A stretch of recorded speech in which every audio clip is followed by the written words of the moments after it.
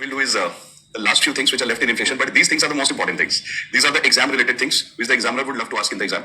The reasons that these things are done towards the end is because once the basics are clear, then only we can do the applied part. So there are two things in my mind for today. One is that we'll complete all the things that we started last time. There was one dictation which we are going to do today, Phillips curve. But I told you it's not about dictation. First, I told you we'll revise it again because the concept is important. So dictations and these definitions are available everywhere. The explanation is more important. So first we'll do a revision of that again because that is crucial theory. Interestingly, UPSC has asked that in GS paper 2.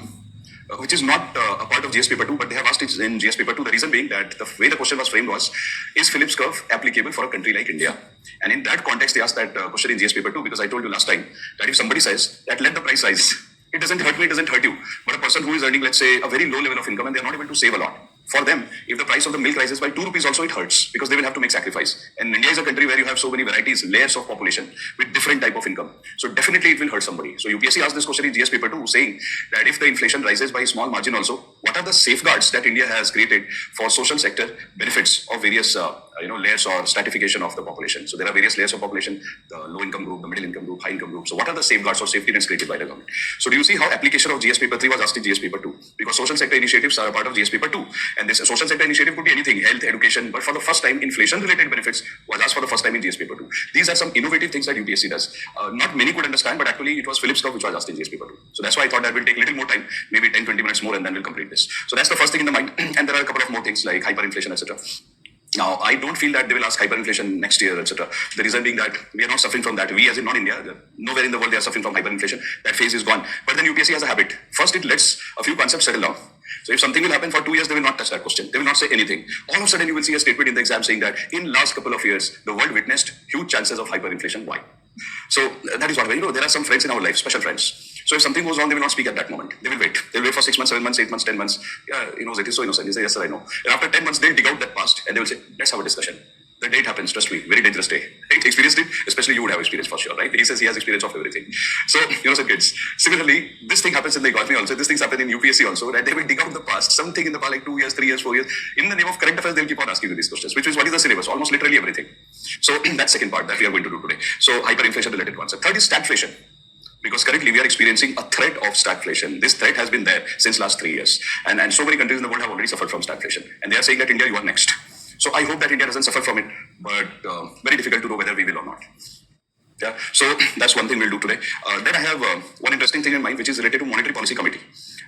Because recently there was a news in the newspaper which said that some of the Monetary Policy Committee members, they did not agree with remaining members. I mean, they were doing some voting kind of thing to decide the repo rate of India. And I have given you a little bit hint of what is repo rate. So I thought, why not have a discussion from the newspaper itself that what are the different kind of thought process in the Monetary Policy Committee which shapes up the monetary policy of India.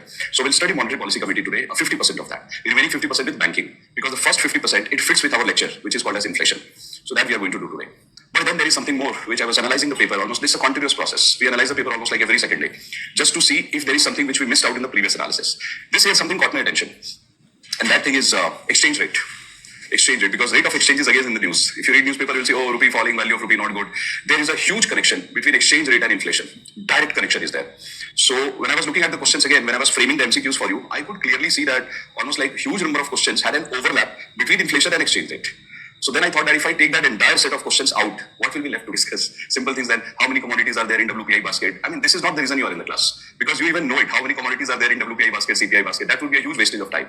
We are here in the class so that we are able to answer those questions as well, which normally gives us trouble because they have connections with other topics. So I feel that first we should be doing exchange rate. Then our set of topics will be complete related to inflation. Exchange rate should take 1 or 2 lectures. Then our whole universe of inflation will be complete, and then we are ready to answer questions. Otherwise, I will have to drop a lot of questions which are very good quality questions. This I don't want. So this thing will do, and I was also looking at some more things. For example, there is a topic called as capital market. So there would be a day in your journey when I told you that I want to do these topics little later on. Why? Because so that I can collect more current affairs. If I do capital market today and suppose some new developments happen in next 1 month, 1.5, 2 months, which is expected, so then it won't be possible to go back. Because if we keep going back, we won't be able to complete the syllabus ever. So that's why what I thought, there are some topics which are very dynamic in nature, like capital market. So little towards that. That's why I'm holding infrastructure also. That okay, let the government come with 1 or 2 more things and then we'll be doing it. So when we do capital market, at that time you will again see that we will bring inflation back. So let's bring inflation back because capital market and inflation, they are like cousins. So without one, the other cannot survive. So if you ask me frankly that if I were UPSC, what are the chapters that I'm going to mix together to create a difficult question? That would be inflation and exchange rate, and second would be inflation and capital market. This is where I'll give maximum trouble. There is one more, which is inflation and GDP, but we are going to do that today itself. That's called Phillips curve. Okay? So let's start all these things because there's so many things I've planned for today. One by one we'll be doing. And as I told you that on a margin of your page, keep writing. If you are facing any kind of issues, keep writing it because you might. Because for the first time, we are going into huge application of inflation in real life. So you might face some trouble. Keep writing it on the side. The moment I'm done, let me know. Because we can have same discussion multiple times. There is no problem. So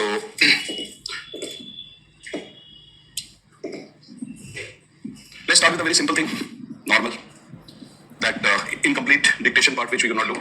But first revision. Have a look at the board. I'm coming out of the frame, okay, to my online offline students. I'm coming out of the frame. Have a look at the board. And let's start to argue. Basic argument. We don't try to be practical.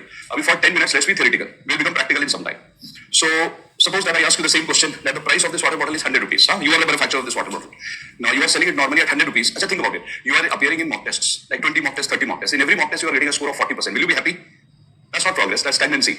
But suppose in one of the mock tests you get 41. Will you be happy? Super happy. Progress. Because if it is 41, you can get 42 also, 45 also, 90 also, 95 and 100 also. But it has to somewhere come out of that stagnancy. That score has to come out, evolve. Now, if you are a seller of the water bottle, you are selling it at 100 rupees. Obviously, there will be absolutely no motivation after some time. You will feel, what am I doing? Let me go to another country and sell it. Go to Bangladesh, go to Nepal, you can sell the same water bottle at 150 rupees. So you might say, let me shift. But then, why not take a chance in India? That you can do. So why not try to increase the price a little bit in India and see the reaction of the society? And for that, should you do a blind increase in price? No, never. How's your health? Cool. So you should never do the blind increase in price. The reason being, I'll tell you, the reason being that if you do illogical things, the result will also be illogical. So what are we supposed to do if you are the seller? I told you that you are the seller of the water bottle. So first thing you should do is, you should try to find out who in India has done a research about the tolerance limit of Indians in terms of price.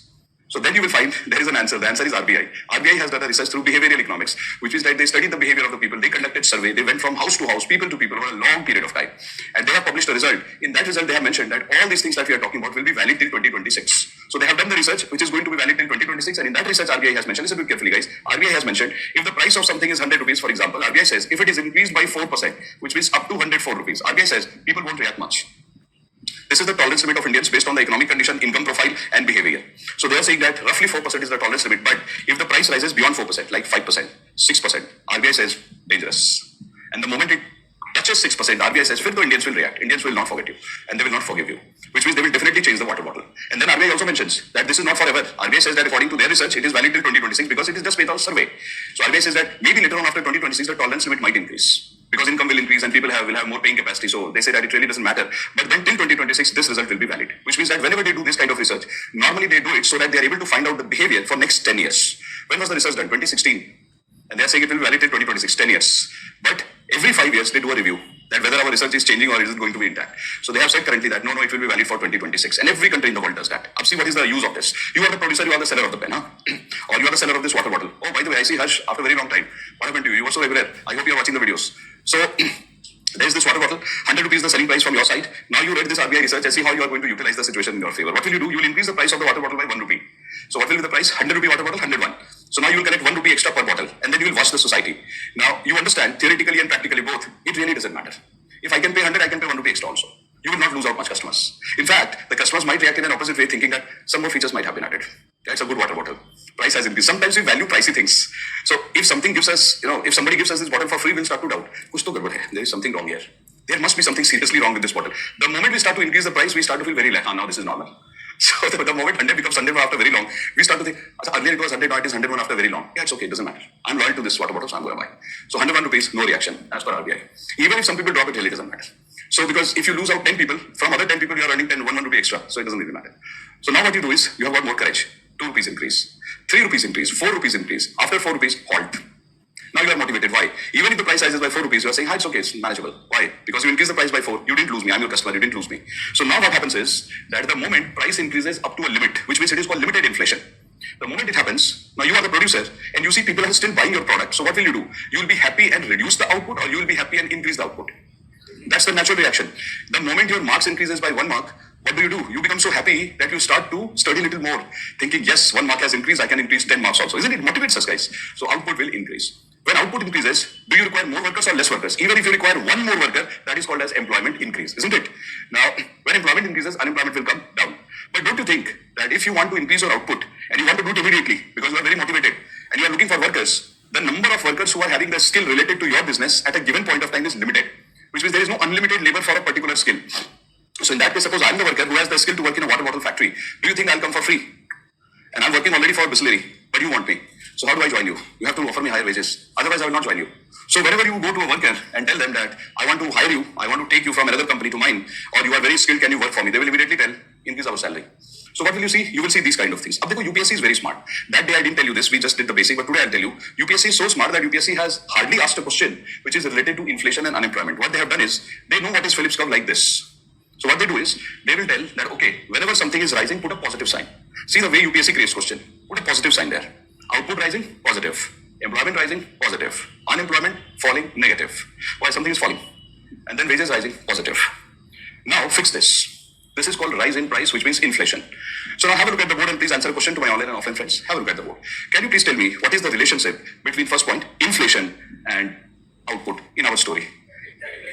Direct and positive. Positive, positive. That's the first question which UPSC has asked so many times. I'll tell you the application and you'll be so happy to see the application that wow, UPSC has been asking this type of question. So UPSC has asked, when I saw you MCQs, there will be one statement in the MCQ which is so bizarre. If you don't know this, you won't be able to answer. That statement is that whenever the economy is in the growing phase, you will definitely experience some inflation. So they say that when economies, GDP, etc. is growing, no, economy heats up. Heats up means prices are high, little high. That's a sign of a growing economy. Wow, we see that. How does the economy grow? When producers produce more and consumers buy more. But why will a producer produce more if he or she is not motivated? Which means 100% producer is getting motivation from somewhere. And what is the biggest motivation of the producer? The biggest motivation of the producer is increase in price. If he or she can increase the price, highest level of motivation. So whenever you go in an economy and there you observe little rise in price, but also GDP rising, you should immediately connect and say, Acha, GDP is also rising, but output is rising and price is also rising. That's a good economy. That's a growing economy. And where is the application of all this? Let me show you, because in some time we'll go back to that. Acha, it's not there. Okay. Let me draw it here. You don't need to draw, because I'll show you this again after 15 minutes, then you can draw. Here you go. Look at this, guys. Check. Remember this? That's your old friend. Business cycle, economic cycles. Now see, can you tell me which is the phase? I'm going to name it. Can you please tell me, online and offline, which is that phase which you call as growing phase? Okay, that's a growing phase. So in this phase, what will happen? Please tell me guys, what happens here? GDP rises or falls? GDP rises. Brilliant. That's like a champion match. Okay, GDP rises. What else will happen? Employment? Employment will rise. Brilliant. What will happen to unemployment? Awesome. What will happen to price? Price rises. That's your first application of the result. So they say, and what has UPSC done in the past? They have asked an MCQ. And I told you, at your level, if you try to go too much into the research of, no, but I will prove it. No, don't prove it. Use the result. You have to crack the exam. You don't have to write thesis on this. You have to, who does a proving and disproving part? Those who do thesis writing. They will say, let me prove that this is not possible under some circumstances. Why do you want to do that at this level? Even I can prove it. That under some circumstances it is not possible, especially in a country like India. It might backfire. Because what are you assuming here? That output is rising. Producer will produce more. Prices will rise and employment will happen. Really? But then why do we see 10% unemployment in youth? So here the assumption is there must be skill. That's what we are assuming. And we are also assuming here that labor intensive production is happening. But is it really true for India? Questionable. So which means that this type of relationship in real life might break down. But then real life is different. This is exam life. In exam life, this is true. Even I can tell you 20 points which will disprove this entire theory, an entire business cycle will collapse. But then how will we crack the exam? So we have to understand a few things. I can give you some running notes that, okay, under these circumstances, this relationship might not exist. That can be an exception. But don't use exception as a rule. So first let them understand the trend, then one or two lines exception. Now have a look at this. But you get beautiful answer actually, very good answer. So first is GDP rising, employment rising, unemployment falling, and price is rising. Direct application of Phillips curve. So let's come here. What would happen here? Would the GDP rise? No, something goes wrong in the economy. Right, very nice. Something goes wrong in the economy, and you will see that GDP will start to fall. Well, it doesn't fall too much, but yes, we see that something is going wrong. It's coming down. Employment coming a little down. Unemployment increasing just a little bit. And prices which were rising, that price rise is arrested. That means price becomes either stable or it doesn't start to fall, but it becomes stable. Here the prices were rising by 4%. Here you might see that price rise by 3%, 2%, 1%, because producer is still motivated. It is in the positive zone. So here you will see that prices either become stable, or earlier it was rising by 4%. Now it will rise by just 1%, or for some time stable. Because this is not a bad area. This is above the line, which means still good. Yes, disinflation. That's disinflation region. Absolutely correct. Who said disinflation? And you are absolutely correct, Harsh. So, which means either prices are static here in this region because producer is scared that economy is going down, or he starts to reduce the intensity of price. Earlier price was rising by 4%, the RBI limit. Now price will rise by 1% here, but ultimately it will stagnate. This is dangerous. Let me see if you guys remember it or not. Behave like a champion and tell me that when economy enters negative zone, what happens to GDP? Employment? Unemployment? Price? Brilliant. And what is the word for price fall? Deflation. Wow, very nice. So what happened here? Inflation, disinflation, and then deflation. 1, 2, 3. Superb. Let's come here. I've taught you this. So imagine that the economy is down, output is down, GDP is down, employment is down, prices are falling, and everybody feels that there is so much of gloomy atmosphere all around, negativity is there, pessimism is there. Everybody feels that nothing will happen in the economy. So if you are the government, what will you do? You have to revive the economy. Ah, brilliant. So first thing that you said is, so let me write what you said actually. You said that you are going to, there is a word also which I told you, counter-cyclical policies. So the first thing that came out of you, I'm going to write that only. You said that if you are the government, you will increase expenditure. Where? Infrastructure development, because if you start to build more roads, I'm a worker, I'll be employed, I'll get salary. So let me write that. Ab dekho, some magic will happen here. So you said that government expenditure will rise because you are behaving like government and you are saying I will increase the expenditure. Agreed. Actually, good point. What else will you do? But suppose you don't have too much money. Beyond the point, you can't increase expenditure. One road you can construct. Maharashtra, suppose you are constructing a road. So what will you do? You can do so many things. Ah, brilliant. One of your online friends says, absolutely. No. One of your friend is saying, first I'll use that point. Your friend is saying that, sir, I'll use simple. If I'm the government, first I will increase the construction of road, give some jobs. And second, I'll reduce the taxes. Oh, wow. Very nice. Two of your friends are saying tax benefits. Very nice. Tax will reduce. Then one of your friends is also saying, that since it is not a good zone, here people are losing jobs. So your friend is saying, I might give subsidized food, subsidized health. See, think like the government. That what would government do? What would you do? And you will always be right. If you think practically, that here the situation is, I told you know, that whenever you are very low in life, at that time you need the biggest support from your parents and friends. But whenever you are doing really well, we don't need support. In fact, parents, even if they don't call us every day, when we are really in the rhythm, when we are studying very well, our health is okay. If they don't call us every day, they call us, let's say, every third day, we won't mind it. But many times when you feel low, did you realize that whenever you are feeling low, etc., you expect a call from the parents and best of friends every day? Why didn't you call me every day? Why didn't you call me yesterday? I was waiting for you. And when you are in the rhythm, you are preparing, your exam is there, hardly 2 days left. Even if somebody calls you, say, why did you call? Don't call me. Call me after 2 days. See the reaction. So when economy is not doing well, people expect the biggest support from the government. So the first is you increase the government expenditure.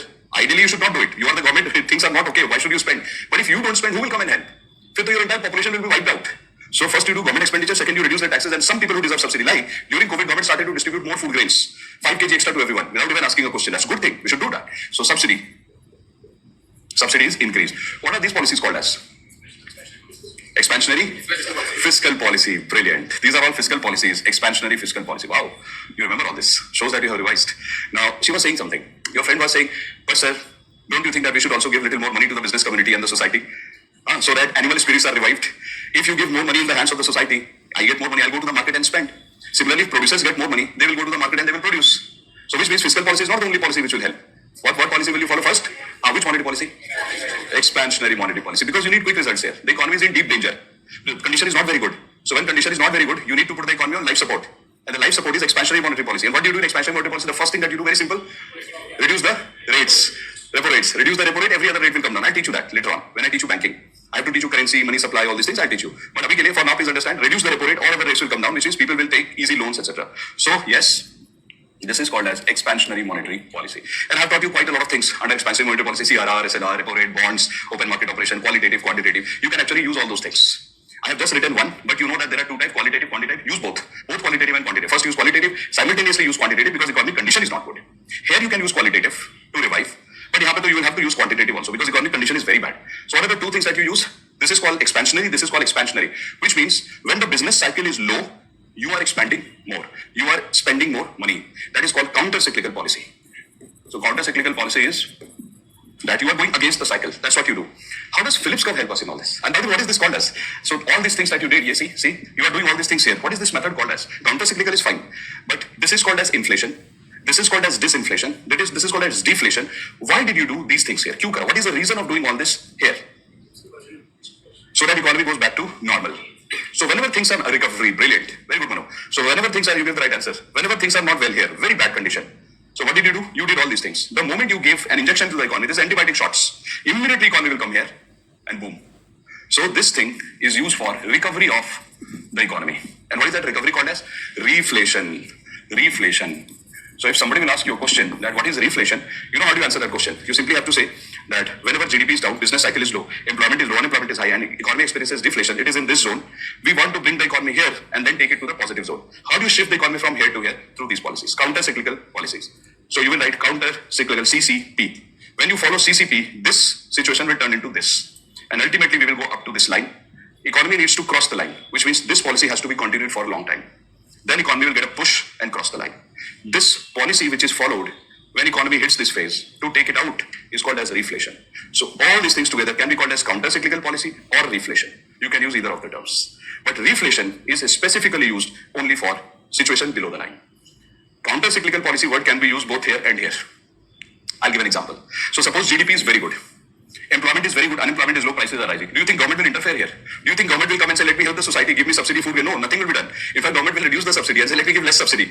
So if economy is doing really well, you are doing really well in life, do you think your parents will interfere and say, you are already studying so well, you are working so hard, let me interfere and tell you how to study? No, they will not. But whenever you are a little low, you feel a little low, you're not feeling that good, you feel a little stressed out, then parents will come and tell you, please come, let me help you to come out of this situation. But here you don't need help, you are already doing well. So what will the government do? Government will reduce the government expenditure in this phase. They will reduce, go against the cycle. So counter-cyclical policy will also be followed here by the government. But here you don't call it reflation. Here also counter-cyclical, here also counter-cyclical. Both counter-cyclical. But here, it has another name called reflation. That's the difference. Why government of India follows counter-cyclical? Because everything is fine. Government does not need to interfere. So government says, why should I spend? When things are going fine, government says, I will save. And when things are not well, government says, I will spend. So if somebody will ask you a question, why does government of India save here? Government of India saves money because economy itself is doing well. And whatever government saves here, government takes out the money from the pocket when economy is not doing well here. So ideal behavior of the government is always to follow counter-cyclical policy. When things are fine, government says, let me save the money. When things are not fine, spend. That's what government does. Always understand this. Okay? So here, counter-cyclical policy by government, here also counter-cyclical. This will not be called as reflation. This will be called as reflation. Because why reflation? Because deflation has happened. We are trying to bring back the prices to normal. Reflate the price. Because prices have been deflated, we are trying to reflate. So now do you see that Phillips curve is already here? Which means Phillips curve will also be here. So let us check Phillips curve again. There is a huge connection between Phillips curve and this behavior. Did you understand this behavior? I'll give you dictations on this. I've already given one dictation, today I'll give you another dictation. It's connected to inflation. So let's come back. So now, see this please. A beautiful concept. So what did we learn from here? We learned that there is a connection between this and output which is positive. So if somebody will ask you according to Phillips curve, can you please tell us what is the connection, what is the relationship between limited rise in price, limited inflation and output? You will say positive. Now please have a look at the board and tell me, according to Phillips curve, what is the relationship between limited inflation and employment? Positive is visible. And whenever you are confused, just use the example of water bottle again and talk to yourself. That if I have a water bottle for 100, if I increase the price by 1 rupee, what will I do? I'll produce more, I'll try to sell more. And I will not lose customers because 1 rupee doesn't affect anyone. Think like this. Your favorite mobile phone, the price 20,000 rupees. Price increases by 100 rupees. Will you stop buying the phone? Never. Right? So, limited inflation, employment positively related. Can you please tell me, according to Phillips curve, what is the relationship between limited inflation and wages? Positive. Now, let me tell you a funny scenario. When Mr. Phillips wrote his research paper, he never talked about these relationships. He only talked about inflation and unemployment. He said, I don't care for other things. Because Phillips curve was never supposed to be a formula. Phillips curve was an observation. So he said, I have observed that whenever prices are rising across the world, this is observation. Look at the beauty of this. So he wrote in his research paper that this is my observation, that whenever prices are rising, I see, what is the relationship between price rise and unemployment?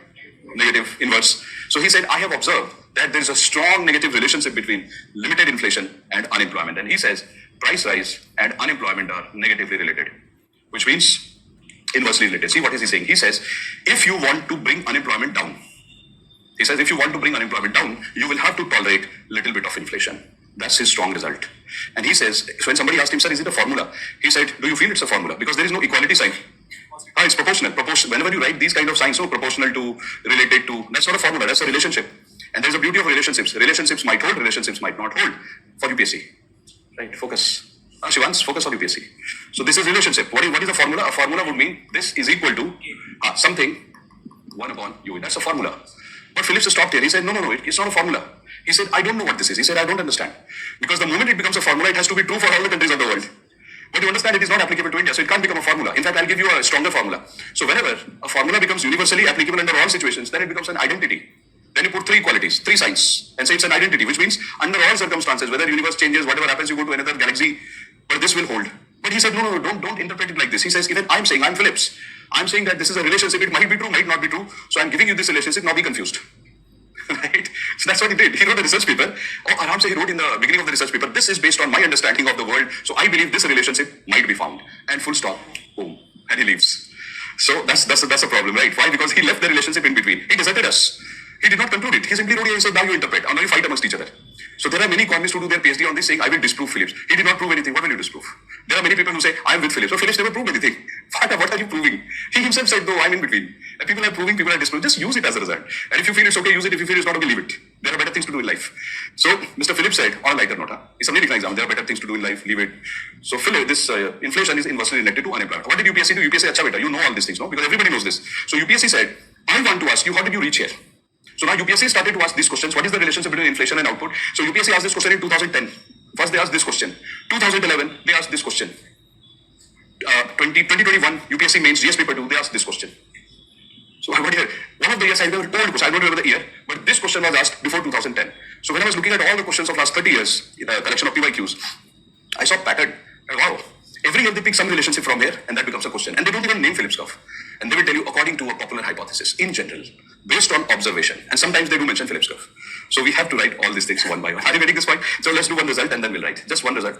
So have a look at the board. I know that you remember, but still, let's do it once. So see, for example, let's say currently the unemployment is 7%. 7 to let's make it 10. 10 is our favorite number. Youth unemployment 10%. So currently, see if you are the Prime Minister, what options do you have? Youth unemployment 10%. Currently, inflation 2%. 2% is required. Because if you do not have 2% inflation, producers will run away from this country. They will say, I can't increase the price by 2 rupees also. Why should I stay in this country? Zero motivation. So RBI says this motivation is required. Minimum though this is required. So 2% inflation is there, and suppose this is the unemployment. You are the Prime Minister. You have to face elections. Whom do you call? You call your Chief Economic Advisor and ask him, Chief Economic Advisor, I want to reduce unemployment. I want to give jobs to youth. So what advice will you get from the Chief Economic Advisor if you are the Prime Minister? So you want to reduce it to 3% youth unemployment because the overall unemployment of India is 3.2. You also want to reduce it. But then that's your Phillips curve line. So if you want to reach here, you have to tolerate this. And the moment this relationship is told to you that, sir, if you want to reduce youth unemployment, you have to let the producers increase the price. Then only producers will be motivated to provide jobs. So you get a figure of 6%. You are the Prime Minister, then you will say that, what if it hurts my society? So immediately your Chief Economic Advisor will tell you, let's read RBI's report. RBI says 4% is fine, up to 6% is okay. We are in that zone. So immediately you'll go to 6%. Immediately you'll say, producers, start producing. I'm giving you PLI. PLI? Production linked incentive scheme subsidy.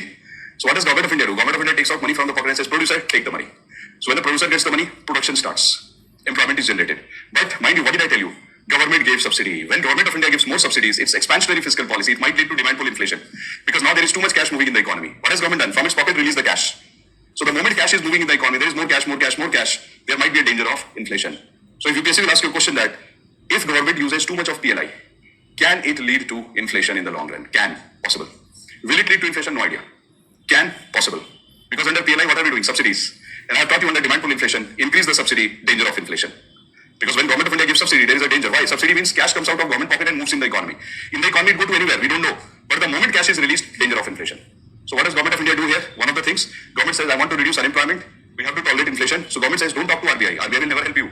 Government says, you, Mr. Cabinet Minister, you, Mr. Minister for this and this, please come. Let us start to give subsidy to everyone. All the industry, subsidy, subsidy, subsidy. But if you are giving subsidy only to industries, there is a problem. What about consumers? So then Government of India says, increase the salary of every government employee. That is in our hand. Wow. So increase the salary of everyone. Everybody starts thinking, why is the government increasing the salary right now? This is not the time, but government says, no, this is the right time. So what does the government do? To producers, extra cash, consumers, extra cash. Everybody is getting cash rich. How do producers get cash? PLI. How do consumers get cash? Through deodorant allowance and through salary increment, incentives. So now everybody is cash rich and government says, bingo. Inflation is there, but unemployment is also coming down. So that is the advice that Chief Economic Advisors give to the Prime Minister. It might backfire. It might backfire to such an extent that your economy might be haywire left and right. But then the Government of India says, we are taking a chance. Anyway, things are not happening here. So let's do some bizarre thing and let's see what happens. These are also some of the policies you will see in the slide. I told you some reality dose will also be given in the class. So you will see these things happening and you will not understand why government is doing it, acting like crazy.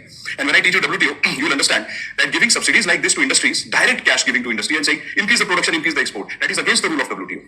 And why is the government taking a chance? Government says, till the time we can do, let's do it. When WTO will catch us, we'll stop. Wow.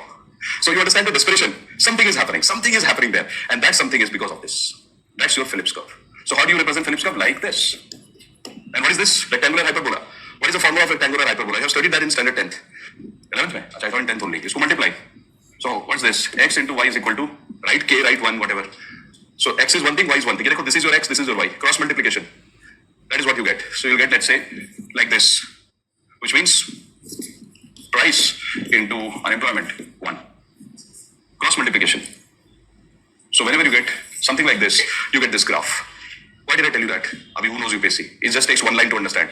So price into unemployment, you get this. So I told you there is only one type of question which UPSC has never asked, which is graph wala question. So tomorrow if they start to say that price into unemployment is proportional to 1, they will like that. They'll say, identify which one is Phillips curve. Okay, then that's Phillips curve done. Please write. Phillips curve. So much of Phillips curve is a formula or relationship? Brilliant. Phillips curve explains the relationship between inflation and unemployment. Please put a full stop and then write. According to PC is Phillips curve. According to PC, There is inverse relationship. There is inverse relationship between inflation and unemployment. Inflation and unemployment. That is, guys, write this symbol. Price is inversely related to unemployment. This relationship. This one. And draw this graph quickly. Freehand drawing of the graph. Freehand. Just a freehand graph. No, I mean whenever you write the definition, no, you should do this. Freehand drawing, and here you should write inflation, here you should write unemployment. That's it. That shows that relationship is like this. A freehand drawing without marking anything. Do it, please. Done. Now please come back and let's write this. Please write explanation of Phillips curve. We have to explain now. Light is not working. So can you switch on this light? I think some lights are not working. Explanation of Phillips curve. Yes, you also. When he comes, he'll tell you. Wow. Achha, tell me, if there is no electricity, there are problems to like infrastructure. What inflation will happen in the society or economy?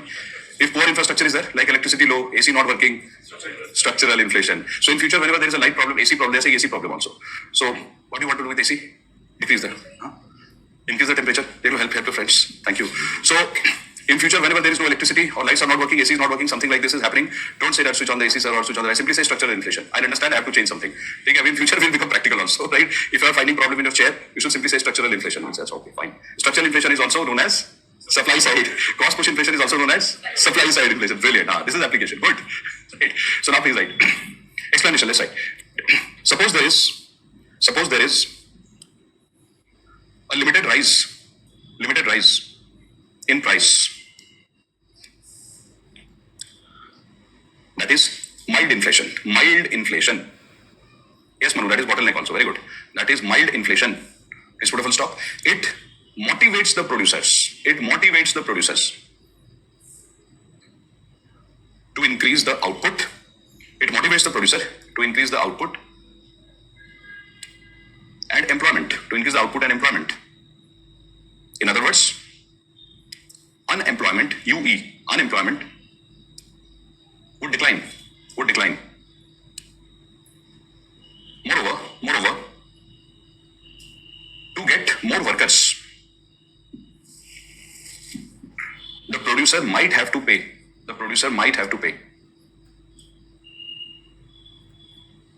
high wages. Also, please. This relationship has been observed across the world.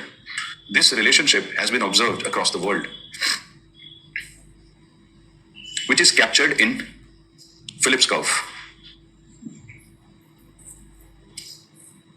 Now please give a title. Application of Phillips curve to India.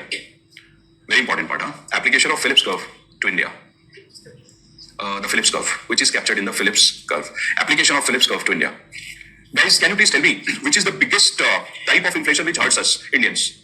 Deepest type of inflation, which hurts us really bad, and we have no solution about coming out of it. Tell me.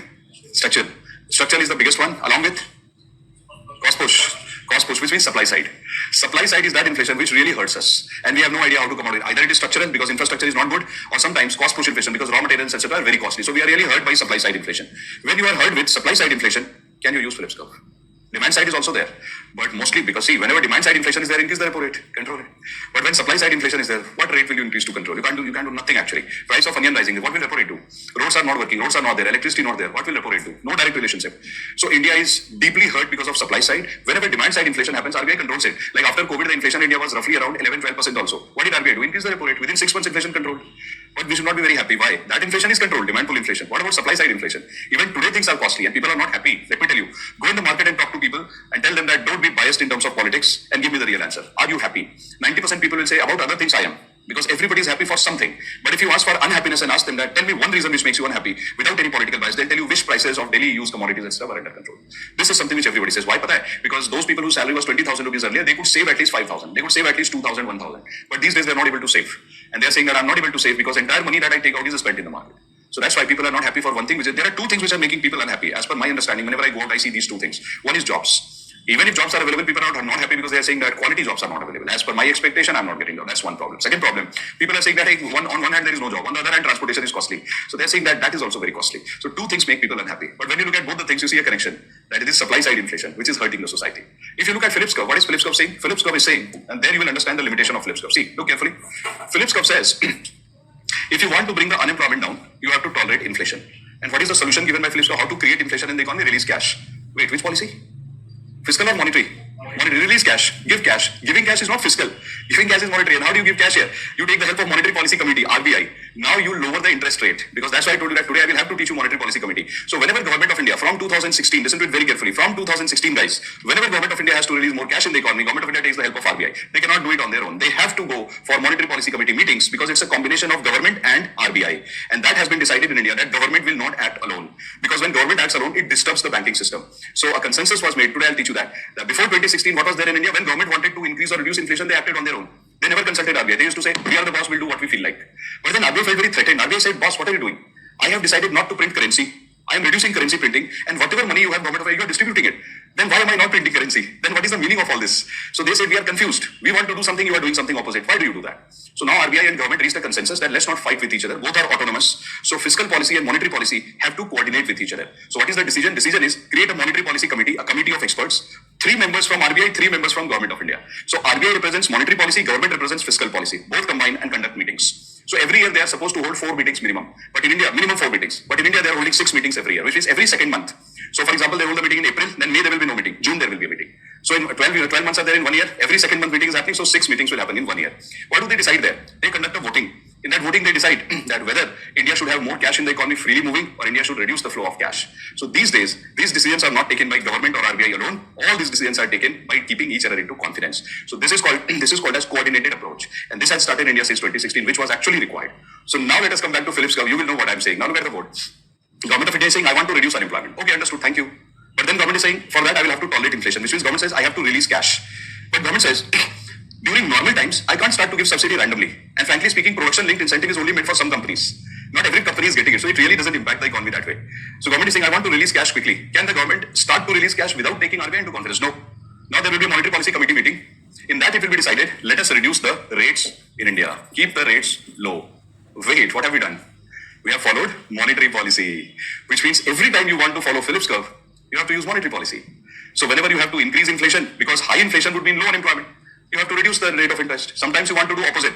Sometimes you feel, no, inflation is very high. Unemployment is not my concern. People are complaining, elections are coming, let's reduce the price. How do you reduce the price? You can't go grocery store to grocery store.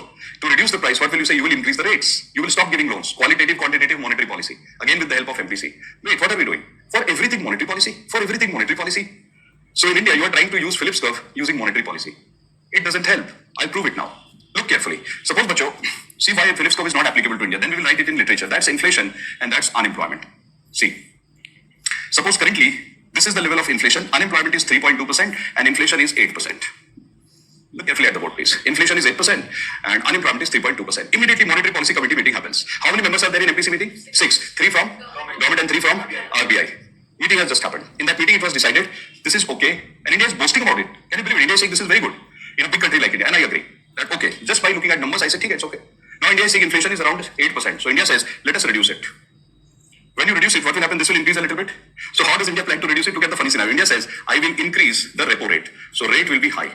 When rates are high, people do not take loans. Because when interest rate high, I will not take loan. Consumers do not buy refrigerator. Producers also do not take loans. This is what government is, MPC is thinking, that it will not happen. And MPC thinks that economy will come here. And for some time, unemployment will rise to 4%, 5%, and they say it is manageable. So they increase the repo rate and then they wait that finally inflation will be under control. Really, price of tomatoes and onion are high. What will happen because of this? Nothing. You have just increased the rate thinking that inflation will come down, but inflation was never there because of cash. India always had inflation because of poor infrastructure, not available raw materials or very costly raw materials. Your storage facilities are bad.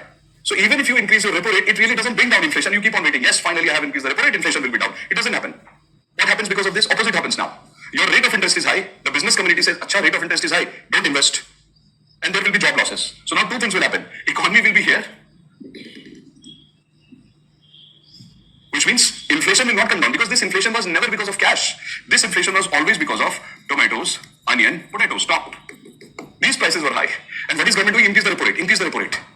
Keep increasing the repo rate. Nothing will happen. Your inflation will be here only. Remember when Dr. Kaushik Basu was there, this was the scenario.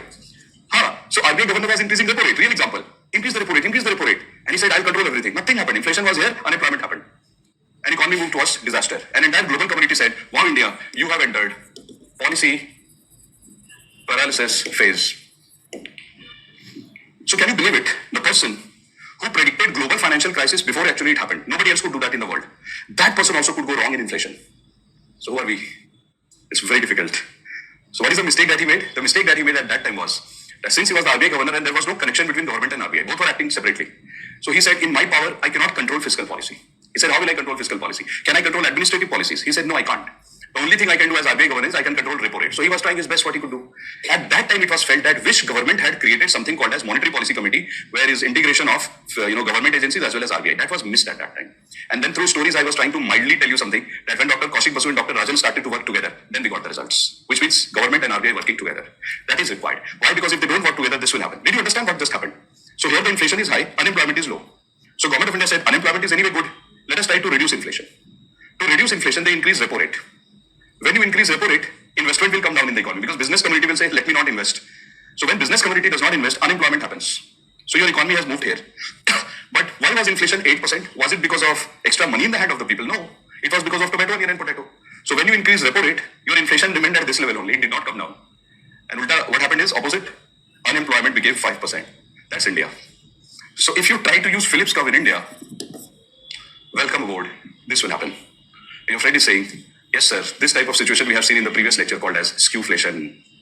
That some prices are high, some are low. Absolutely correct. So yes, there is one reason which is this, and the second reason, you are absolutely correct, Suganya. You remember that India has different layers of the society. So if government of India says, no, we will increase inflation, we will reduce inflation, how can you do it? Because India is layered, so many different layers. One layer will definitely be hurt. It's not homogeneous. So since income inequality is there, that's why we are hurt. If income inequality was not there, everybody was having almost same range of wealth and income, then we will not be hurt this much. But since inequality is there and we are a very, inequality-ridden country, so Phillips curve will not work. So what are the two reasons you will give for Phillips curve not working in India? One, you will say income inequality is there, so it definitely hurts the society. In any policy you create will hurt somebody. Which means this type of relationship works in homogeneous societies. That's number one. And number two, you will have to write that mostly India suffers from bottleneck inflation or supply side inflation, which is cost push and structural. And Phillips curve tries to attack inflation through demand side. India suffers from mostly supply side. Demand side is there, but supply side dominates. That's why whenever you try to use Phillips curve in India, it simply means that unemployment will increase, but prices will not come down because tomato price is not affected by repo rate. And why did the world laugh at us? This I'll teach you in GDP topic. What is policy paralysis, etc. This I'll teach in national income accounts, GDP, GNP, etc. But one hint of policy paralysis is you try to create policies, but you are not able to implement the right policies. So you don't get the right results. And it looks as if everything is stagnant. So here you try to increase repo rate, you try to control inflation, but it is stagnant, not giving results. So this we will study later on. So what happens in a paralytic body? So whenever you are attacked by paralysis, you try to move your body, but you are not able to. From internally, your mind is saying, yes, I have moved my body, but physical movement does not happen. So internally, RBI feels that they have done a great job by increasing repo rate. Inflation is still 8%, policy paralysis. You feel you have done your job, no result. Which means whatever you did was a wrong thing or incomplete thing. Now, I want to ask you a question because I see future policy maker in you. Tomorrow, today you are a UPSC aspirant. Tomorrow you might be sitting in RBI in a big chair where you have to make these decisions and take tough calls. I want to ask you a question. Suppose there was no monetary policy committee, RBI and government of India having no connection. Now you know that there is inflation in India and you are a very learned person. Even in the class, you know there are two types of inflation. One is supply side, one is demand. You very well know that India mostly suffers from supply side. Will you increase repo rate 13 times? When will you do that? If you are under pressure. If somebody starts to put pressure over you and pressure by IMF, pressure by World Bank, pressure by government of India, if there is a pressure which is acting from behind, which is forcing you to act in a way which normally you will never act, because you are almost like a genius who is working in your field with almost top level of thinking. There you are acting in a manner which doesn't suit you, which means it's not economics, it's political economy. Political economy was at play because being a student of economics, you and I, we know what is to be done and we are doing the opposite. Right? How is it possible? Even at this level, you and I know this, that repo rate will never help. But at highest level, it was being done. Increase the repo rate. Obviously, it is not logical. So if somebody will ask you, why did Dr. Rajan do it? Do not answer such questions because we don't know. But yes, you being a student, you should know that there must be some other compulsion because of which he might have to do it. One such compulsion I'll teach you when I teach you balance of payment. That India also does it sometimes under pressure from IMF, which India can't tell anyone. So how can India go in open and say that, some agency is troubling me, etc. Because countries are big, no. And countries also have so many things at stake. So if you start taking names every time something happens, no, it embarrasses you. An entire world community will be against you. And five eyes will look at you from all directions and say, you have done that. So be careful. So whenever we try to malign somebody's image and say, why did you do that, crazy man? And say, no, it's not like that. When you go in that chair, you'll realize so many compulsions. But we know something was done which should not have been done. And that's why India's GDP crashed. And you know what they called India as at that time? They said, India, you are a fragile five economy. We were in the list of top 5 worst economies of the world. after this policy. Why? Because we said, chalo, let's increase the interest rate, inflation remained high, unemployment started to happen, and GDP crashed. Because when your rate is very high, investment will not happen. So what happened in India? GDP crashed, unemployment very high, inflation very high. And a ranking was made in the world that which are the top 5 worst economies of the world. India was at number 1 after this policy. These things can happen. But as I told you, and don't think that I'm politically motivated trying to defend anybody, but I'm just trying to put myself in the shoes of people who are almost genius in their field and trying to just figure out why would somebody do that. And there is only one answer which comes to my mind. It cannot be ignorance. It has to be only one thing, some compulsion, which I don't know. Because I never stepped into that chair, so I have no idea. Maybe one day you will. So that's Philip's curve. That's right.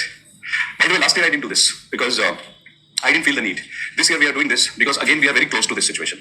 So this year I feel that it is required. I'm going to give you one extra dictation. So somebody might look at your notes and might say, so you are doing optional level things. It's not optional level. It's absolutely GS level for this year. Last year it was optional level. This year it has become GS level. This is extra. Please write that India. So we are writing application of Philip's curve in India, right? So please write India has huge income inequality. India has huge income inequality. So any policy to let the inflation rise beyond a certain level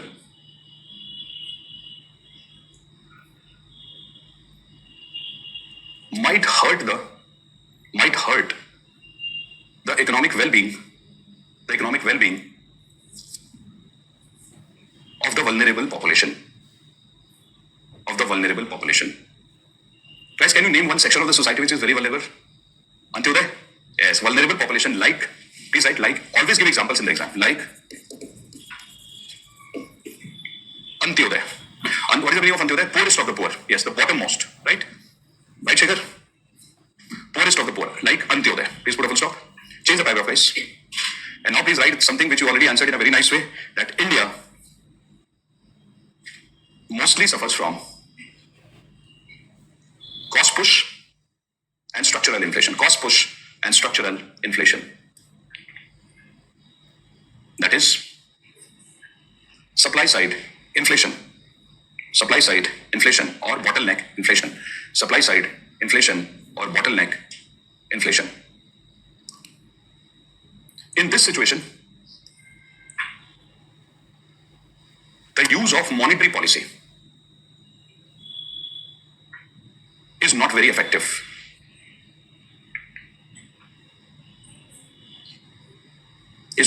So we have written the 2 points. Now let's write a note. This note can be used as conclusion. So please write a note. Philip's curve might explain inflation and unemployment relationship in a better way in those countries where population is homogeneous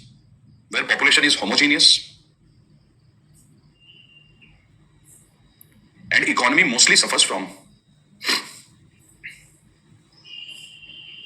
demand pull inflation. Hence its application in India is limited.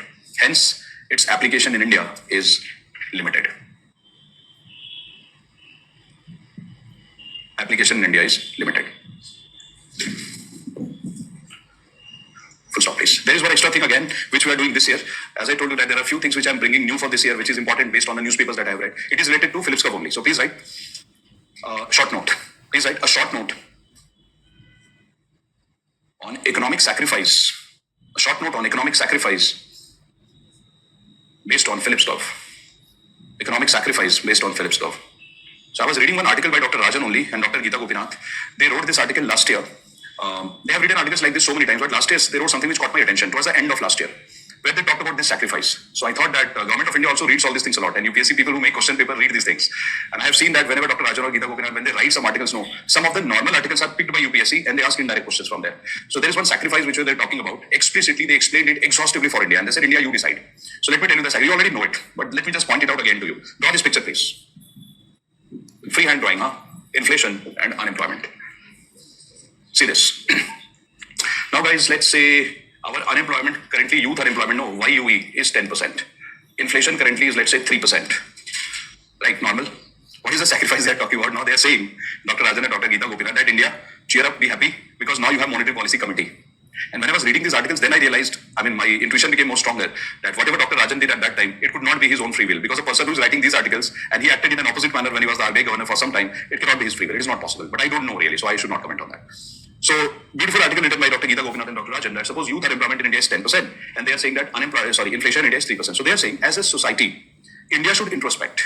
And the policymakers of India should ask a question to themselves and to the society, to India, by doing a survey, etc. Try to find out how much inflation people are ready to tolerate. Which is a sacrifice. You are ready to tolerate inflation. Your pulses, your rice, your wheat, your cereals, your fruits, vegetables will become costly. So they said how much inflation India is ready to tolerate so that you are able to reduce the youth unemployment to a level which is comfortable. This is uncomfortable. 10% is too high.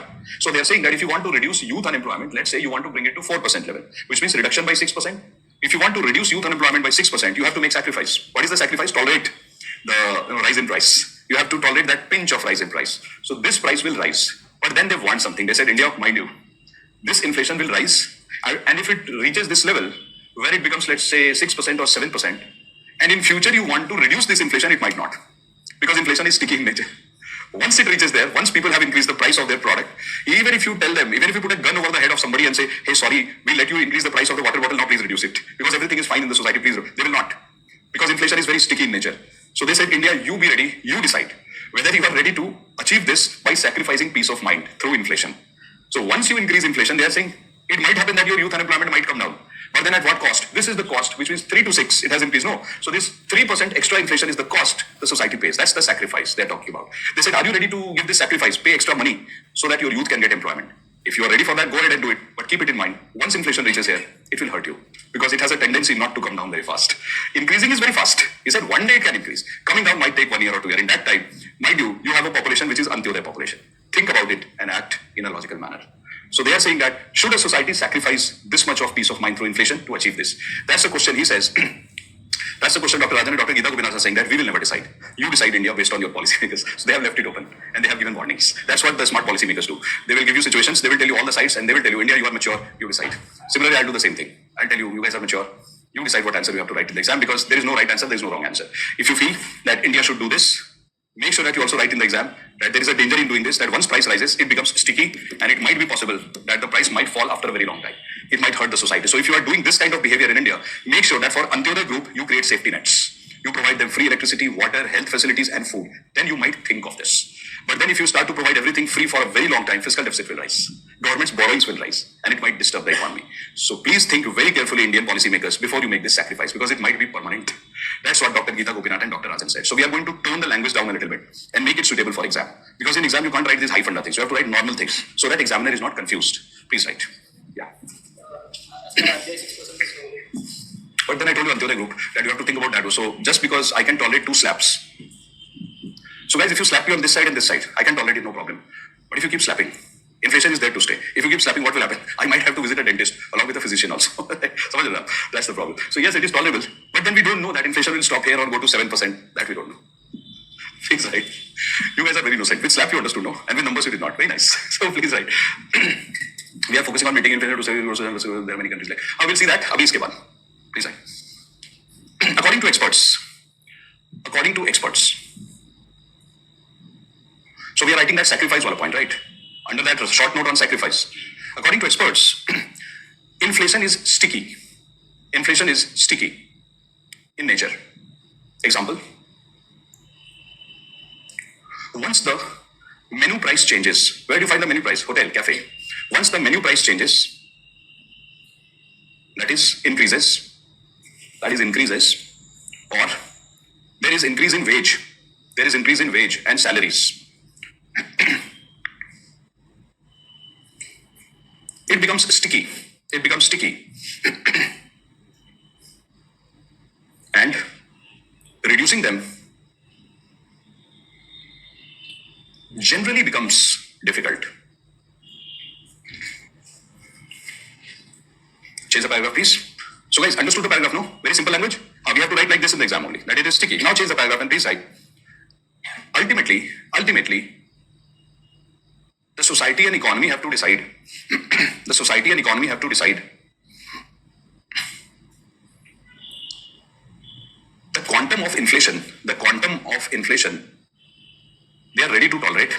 The quantum of inflation, they are ready to tolerate unemployment. To reduce unemployment. In other words, the policymakers, the government,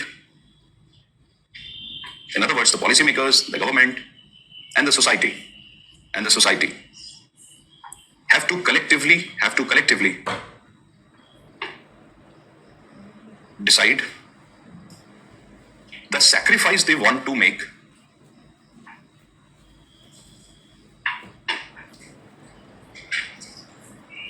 in terms of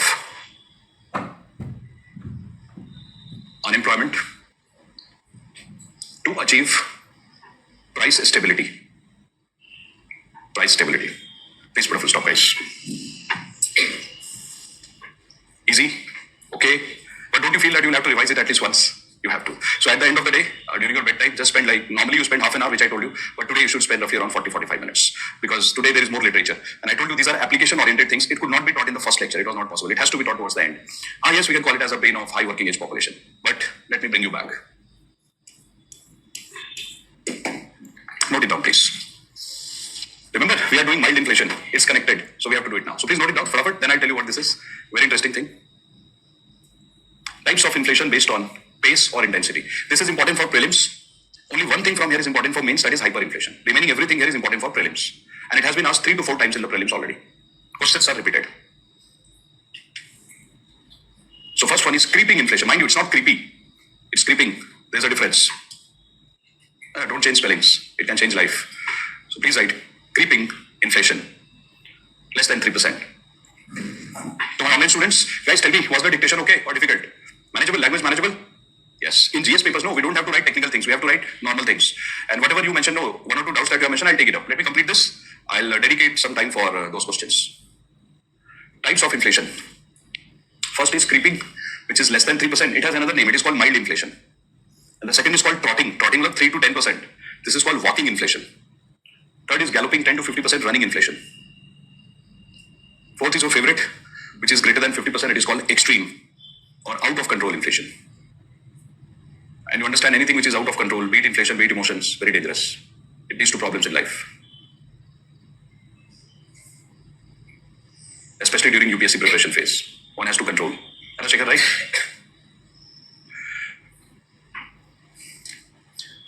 So guys, what is this? This is the inflation which RBI is talking about. So RBI says if the inflation is 2%, 2.1, 2.2%, they say that producers love it. So this is the inflation which producers prefer. Why? Because it motivates them to produce. Remember Phillips curve. That's your Phillips curve or a relationship. So please write facts related to inflation. Facts related to inflation. Let's make notes for parents and mates. Harsh, we can, but there is no clear-cut distinction. No, Harsh, remember, we have demand pull, cost push working together in India. So it's very difficult to segregate. That's the problem. So please write facts related to inflation. Number 1, mild inflation is preferred by producers. Mild inflation is preferred by producers. As it motivates them to increase output. Increase output. Full stop. In general, growing economies experience this type of inflation. All fine, guys? Growing economies experience this type of inflation. Basic thing only. Number 2. But you see this trotting inflation. When inflation comes in the range of 3 to 10%, it is walking inflation. What did I tell you? What has RBI said? RBI said up to 4% is fine.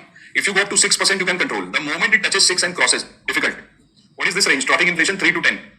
So for some time it is okay. But the moment this inflation happens in India, 3 to 10, and by the way, this is Indian figure. If you read some textbooks which have copied from Investopedia and other sources, they might give you different numbers. But here we are not studying US economy. And we are not studying Italian economy. We are studying Indian economy. So we have to, don't be emotional. We have to study only about India.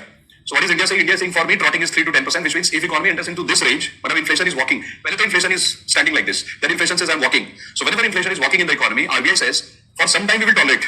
But the moment it crosses 4%, RBI says, I will start to act. So 3 to 4% they don't react. Immediately after 4%, RBI says, I will use which policy? Quantitative, qualitative. What? After 4%, qualitative, quantitative. Qualitative first, I taught you this. Quantitative is very harsh. Why should you use harsh policies when RBI itself is saying 4% is fine, up to 6% is manageable? So when something is manageable, why do you want to become harsh? We'll use soft approach. That's why Dr. Shaktikant Das is using soft approach most of the time. So this has so many ranges. See guys, here 3 to 6 is one range, then 6 to 10 is one range. Here what do you use? You use qualitative. And what do you use here? Generally you use, very good, you use quantitative. That will be asked in the exam. First we will use moral suasion, credit rationing, and here we will increase the repo rate. That's the difference. That is walking inflation. So please write. Walking inflation has two ranges in India. Walking inflation has two ranges in India.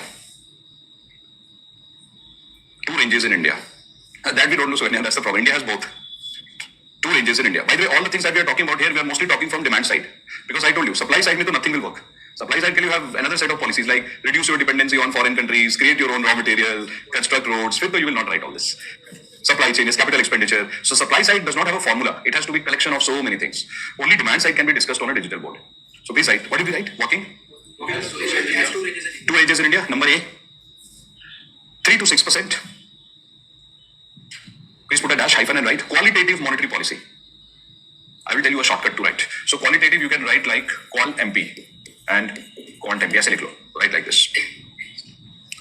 So qualitative monetary policy is number B, 6 to 10%. Quantitative monetary policy. Quantitative monetary policy is used. Done. Very nice. Now please write number 3, galloping inflation. Galloping inflation. Now we come to a very good point. Galloping inflation. See, Bacho, as your friend was also asking a very good point. So basically, your friend commented a very nice point actually, but it was meant for this. You see, suppose the inflation is 10 to 50%. What did I tell you? We're talking about India. Actually, let me ask you a question. Before you please answer the question. So can you please tell me before to our online friend and iPad? You have not spoken today, both of you. Rajan, what has happened to you? You're on silent mode. Kevanshu, you also. Guys, everything fine? Because when a young kid is very silent, early morning, dangerous sign. It should ideally not happen.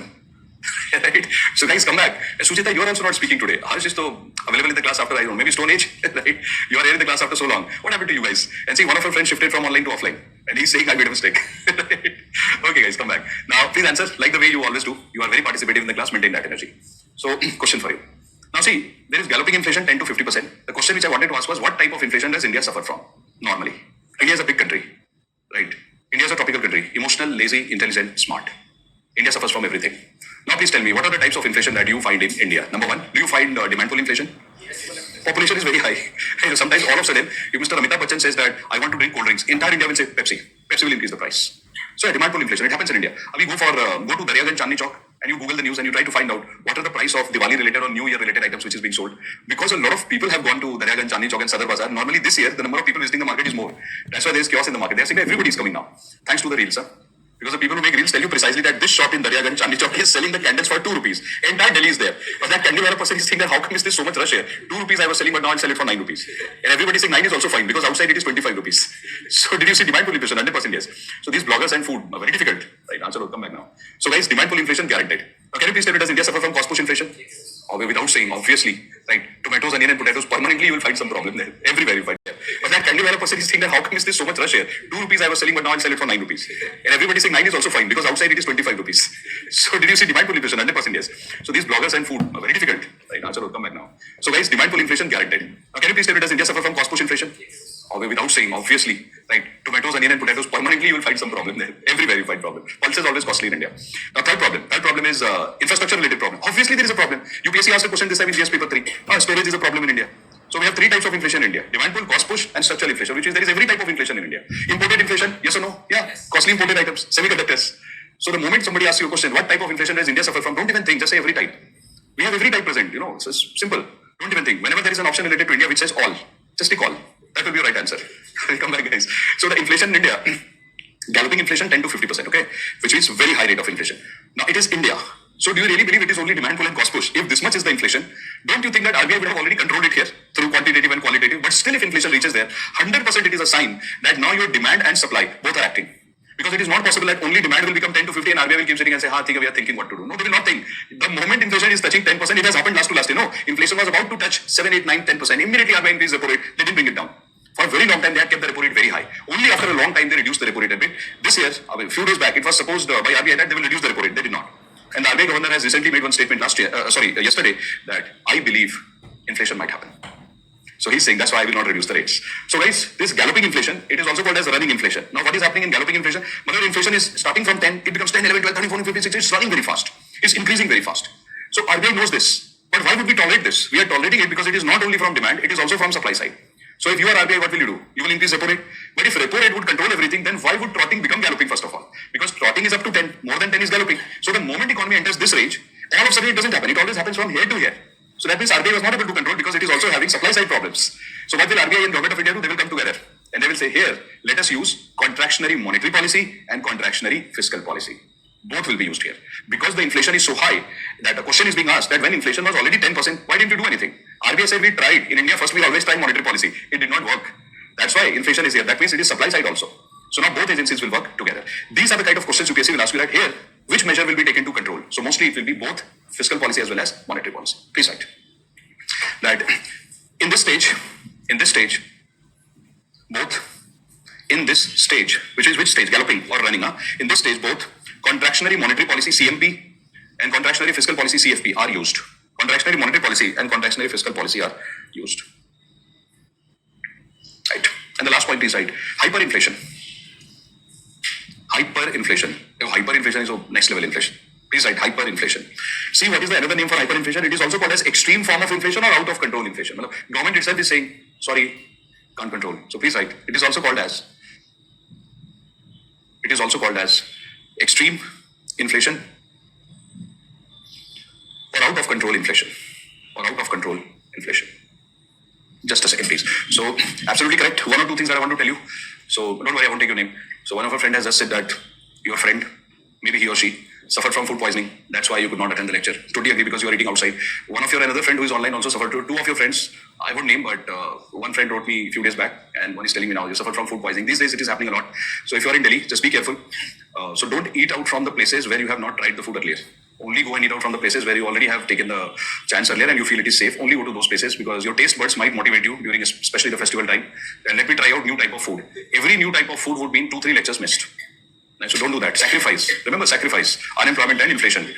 So it might become sticky. So which means that if you try out new food, your health is impacted. You might have to miss lectures and it will hurt you because from inside you will feel bad. It's not that you can't recover. I have a formula for UPSC which always works. I'm telling you. Try it. It will work. Even if you don't study or suppose you are not able to study for let's say 15 days to 30 days for some reason, you can still recover. But if you have not studied for a month and after that you try to do those things which you missed out, then it becomes almost very difficult. But if you have missed out on some lectures, suppose maybe n number of lectures, 1 month you are not able to study well, you always are able to bounce back in UPSC because UPSC on an average demands that you should do certain number of things on an average. So in 1 month you are going down, next month reflation can happen and you can come back. But beyond 1 month it becomes a little difficult, not impossible. But if it's 2 months, then I don't know. It depends on the person. If you have a very good efficiency and speed, you might. Otherwise, you might have a problem. But up to 1 month is so normal that if somebody wants to take a vacation for 15 days and says, I'll be back after 15 days, let the faculty teach whatever he wants. No problem. You can come back and you can still do it. I tell you this. I'm telling you, honestly. So there is always hope in UPSC because this is an exam which spans across a few months. So average performance is required, not monthly or daily performance. That's one point. Second point, one of your friends also suffered from vitamin deficiency. So 2 of your friends are saying food poisoning, 1 of your friend vitamin deficiency. So if you feel that you are being a little lethargic, you're a little slow, etc., don't blame yourself. See that straight away go and check your vitamin D and B12. Am I right? Absolutely. Go and get it checked and you'll feel that this is the problem. Why? Because most of the time you are inside the classroom, air conditioner, you are in your PG, etc. You hardly get exposure. And number 2, the problem is the nutrition that you are getting. It might have some deficiency because you are eating outside food. And why am I saying all this? Because in last 2-3 days from your batch itself, I have spoken to at least 3-4 people who are having this type of problem. So it might affect you. So that's why I'm telling you that the moment you feel a little lethargic or something, immediately, without wasting time, stop blaming yourself first because we blame ourselves. Maybe I'm not the same person. Maybe something in me has changed. Maybe I'm meant for something else. These feelings will start in you. And the moment this starts, immediately you should understand it might be vitamin D or B12. That is speaking very loudly inside your mind. So that is called outside noise. In economics, there is something called as noise, which I'll teach you when I teach you taxation and GDP. What is noise? Noise is outliers, which means economy does not have all these problems, but from outside some new problem comes, like political interference. All of a sudden, global prices of oil very high. That's noise. And noise settles down. It's not permanent. So make sure that you take care of yourself. And how do I know all this? Because this was an observation which I was discussing even in my family, that something I'm observing in my module students since last 3 days. All of a sudden, all of you have become little low. This I have observed. See, if it's 1 or 2 students, I understand. Maybe you could not catch up your sleep, etc. If it's happening on an average, and then I started to get some mails also that some problem. I said, okay, these are the things you are suffering from. So it makes you a little low, but then you have to keep yourself, more fitter because it's not about module. You have to study so many subjects. So keep yourself fit. Take care of yourself. Health is important. And I told you, if you feel lazy, etc., don't blame. Immediately check your vitamins, and you will see something there. Sleeping for 4-5 hours, that's bad. Sleep for 6 hours. Because if you sleep for 4-5 hours, for 3 days it is okay. Ask a doctor, he will tell you. Beyond 3 days, it starts to affect your psychology, it starts to affect your intelligence. And you might not be the same person, you might feel little hazy, dizzy all the time, and your efficiency will drop like this. Anything which you understand in 1 second, it will take you 5 minutes, and yet you will not understand. So this sleep deprivation is a big problem. Absolutely correct. Migration. Hey, you guys are so good in biology. Look at this. Now magnesium, sodium, everything is coming very nice. But you're right. Okay. So in short, take care. Important. And bring back the same energy which I was saying. So what has happened to you? So studying. That's why you're not able to catch up to the schedule. No? Yes, it happens. In the evening, suppose you are studying late night, etc. It happens. In the morning, you won't be able to travel. It will happen. But that's not a point. That's not the issue. It's okay. But just catch up 6 hours of sleep. We were all okay? Or are you guys stressed? What has happened to you guys? And I'm telling you this, it is not based on today's observation. It is based on last 3-4 days. I saw that all of a sudden all of you have become slightly more tense. What happened to you guys? Pollution? Because of pollution you are stressed. Seriously. You guys are amazing. I mean, you're very cute. So you are stressed because of pollution. No, the chief minister should be stressed. Prime minister should be stressed. Right? Unbelievable. What an answer. Amazing. Okay, fine. Understood it is pollution. So what can I tell you? I have no answer in pollution. I can't tell you put a mask because mask for a very long time is also dangerous. But take care of food. Okay, come back. So let me explain what is hyperinflation. Optionals. Right?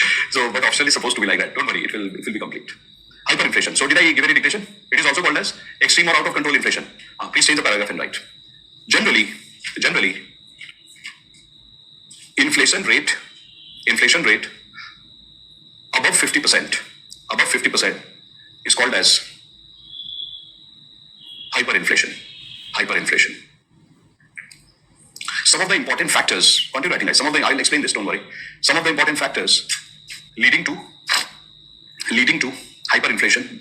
Some of the important factors leading to hyperinflation are as follows. This professor stop. Now, guys, there are 2 stories which I feel are the best stories. Even today, I feel those 2 stories are the best stories to explain hyperinflation. There's a third story also which is related to Argentina, but the problem that Argentina faced last year was not related to hyperinflation. It was related to balance of payment crisis, which led to hyperinflation. So the problem never started with hyperinflation there. So I'm not using it as a case study. I might tell you about Argentina when I tell you balance of payment crisis. That okay, because of balance of payment, I told you no, there is a connection between balance of payment, rate of exchange and inflation. There I might use that example. But today I'm using 2 of my favorite examples, which will help you to answer so many questions in the exam. One is Zimbabwe, one is Venezuela. Okay, let me start with the Zimbabwe example. So basic example, don't write anything. I'll explain the story, case study, Venezuela and Zimbabwe, and from there we pick up some points. So the question is, why does hyperinflation happen? There are so many factors behind it. Factor number 1, see. So when you look at the geography and you look at the demography of Venezuela, you realize that it is not Venezuela, for Zimbabwe. So let's come to Zimbabwe. When you look at Zimbabwe, you will realize that one of the biggest problems that Zimbabwe started to face, not this year, but almost 2 decades back, was huge inequality in the distribution of wealth and income. Huge inequality was there. So there were 2 classes in Zimbabwe. One was the landlord class and one was the worker class. Now, worker class was so dependent on the landlord class that the workers did not have any skill, did not have any modern facilities of life. Whatever wages they were getting through agriculture, they were surviving on that. And there was no scope of any reform. So the government realized that the biggest form of social injustice is concentration of land and wealth in the hands of a few sections of the society. That's the biggest form of social injustice. That's very unfair. So what did the government do in Zimbabwe? They decided that if you want to bring parity in the society and improve things, the first thing we'll have to do is land reform.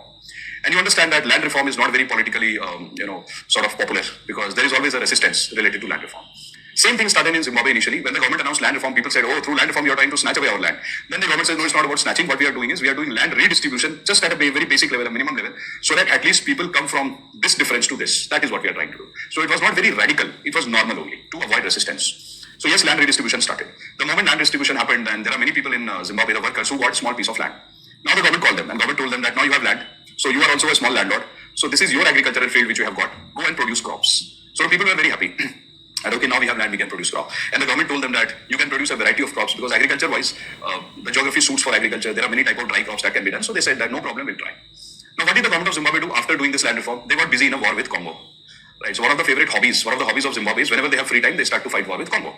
And how do you fight a war with anybody? To fight a war, I'm the president of Zimbabwe. I have to fight a war. What will I do? First, I'll see that do I have extra time? Because normally I work also, but if I have some extra time, I feel that Sundays I'm free. Obviously, I say, oh, I'm free today. How's it possible? Free. Oh, Congo, where are you? I'm coming. So what do I do? I'm the president of Zimbabwe. I take out cash from my pocket and I start to buy weapons. So I say I don't have cash. Whatever little cash is there in my pocket, I'm buying weapons from that. And I'm then telling Congo that Congo, I can't let you stay in peace. Neither will I, nor will you. So I'm saying take out cash, buy the weapons, fight a war with Congo. I say when you fight a war, what happens? You forget everybody else. That's what negativity does in life. When you are too negative and you hold too many grudges against somebody, you are so engrossed and so busy in handling that situation that you forget that there is positivity of life also. So what did the government of Zimbabwe do? They told farmers, I have given you land, go and produce crops. And then on the other hand, the government got busy in fighting a war with Congo. See, 2 diversities. One farmer, now they are left on their own, and the second government is busy fighting a war.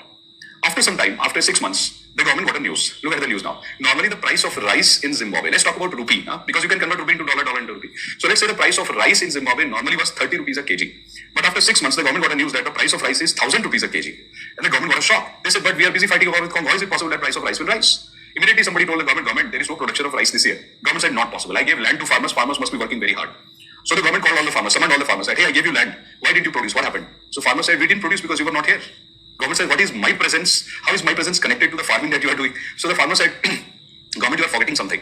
That when you gave us land, you very well knew that we are poor farmers. In fact, before you gave us the land, we were not even farmers, we were workers. How do you expect that a worker, after getting land, all of a sudden will get so much money in the pocket just because you gave us land? We will get so much money in the pocket that we can buy tractors, we can buy animals, we can purchase seed, fertilizer, etc. What about that? You never gave us any input. You just left us on our own saying that I have given you land, go and work. How is it possible? It's like guys coming to the class, dropping some handouts, and then telling you guys that, there is too much of pollution outside. The weather is also not good. Let's sleep. So I'll also sit on the chair, you also sit on the chair. Rajan, wake up please. Right? Yeah, good. So he's laughing. He's saying, how did you know? But he's a very sweet person. Why? Because he sleeps in front of the camera. No, he was focusing actually. Don't take it wrong, right or not. So guys, what happens is, suppose that weather is also not good. There is pollution also. You have not taken your breakfast before coming to the class. I guarantee.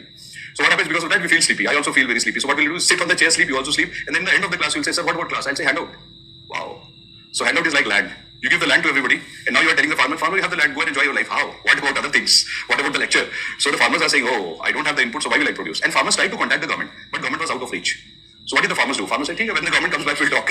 In the meantime, what happened? Availability of rice from here became this. And when availability is low, supply is low, but demand is high, it leads to rise in price. But what type of inflation was this? Demand pull, cost push, or supply side inflation? Supply side inflation. Production was not there, no guys. It was supply side. How can demand be more? Like if I eat 1 kg rice in 1 month, I'll eat 1 kg only. I will not eat 5 kg. Demand was same. Supply was down. This is supply side inflation. So now the government of Zimbabwe realized, oh, we made a mistake. What did they do then? They said, let me fix the mistake. So they called all the farmers again. They said, farmers, how long do you need to cultivate the crop? They said 1 year. Farmers said, what to do? I have to save my chair as well. So they called the central bank governor and said, central bank governor, come, print currency. He said, print currency, why? So the government said, the president of Zimbabwe said, printing currency is easy part. So wherever you see a white sheet of paper, convert it into currency. And tomorrow we will put the currency in the truck and distribute it everywhere. Helicopter money. So they said that print currency, put the currency in the trucks, put the currency in the helicopters, drop it everywhere. And everybody will get next morning 15 lakh rupees in their account. Everybody 15 lakh rupees. Now everybody's 15 lakh in a different way. So everybody gets 15 lakh rupees in the account next morning. And the government of Zimbabwe says that's the easy thing to do. Why is it easy? Because it's difficult to bring rice. I'm telling you, because rice takes time to grow. But giving cash is so easy. So policymakers were telling Zimbabwe, what are you doing? You'll destroy the economy. Because this is the quantity of rice and this is the amount of cash everybody has. So everybody will go to the market with 15 lakh rupees in the pocket and say, give me 1 kg rice. What will happen then? So government of Zimbabwe said, we'll see what happens. Take life as it comes. Right? So Zimbabwe is reading all the wrong books. So they printed currency, distributed, and all of a sudden people jumped in the market and said, rice, where are you? What did rice say? Rice said, I'm nowhere. Why? Only 1 kg left. Rice said, I'm out.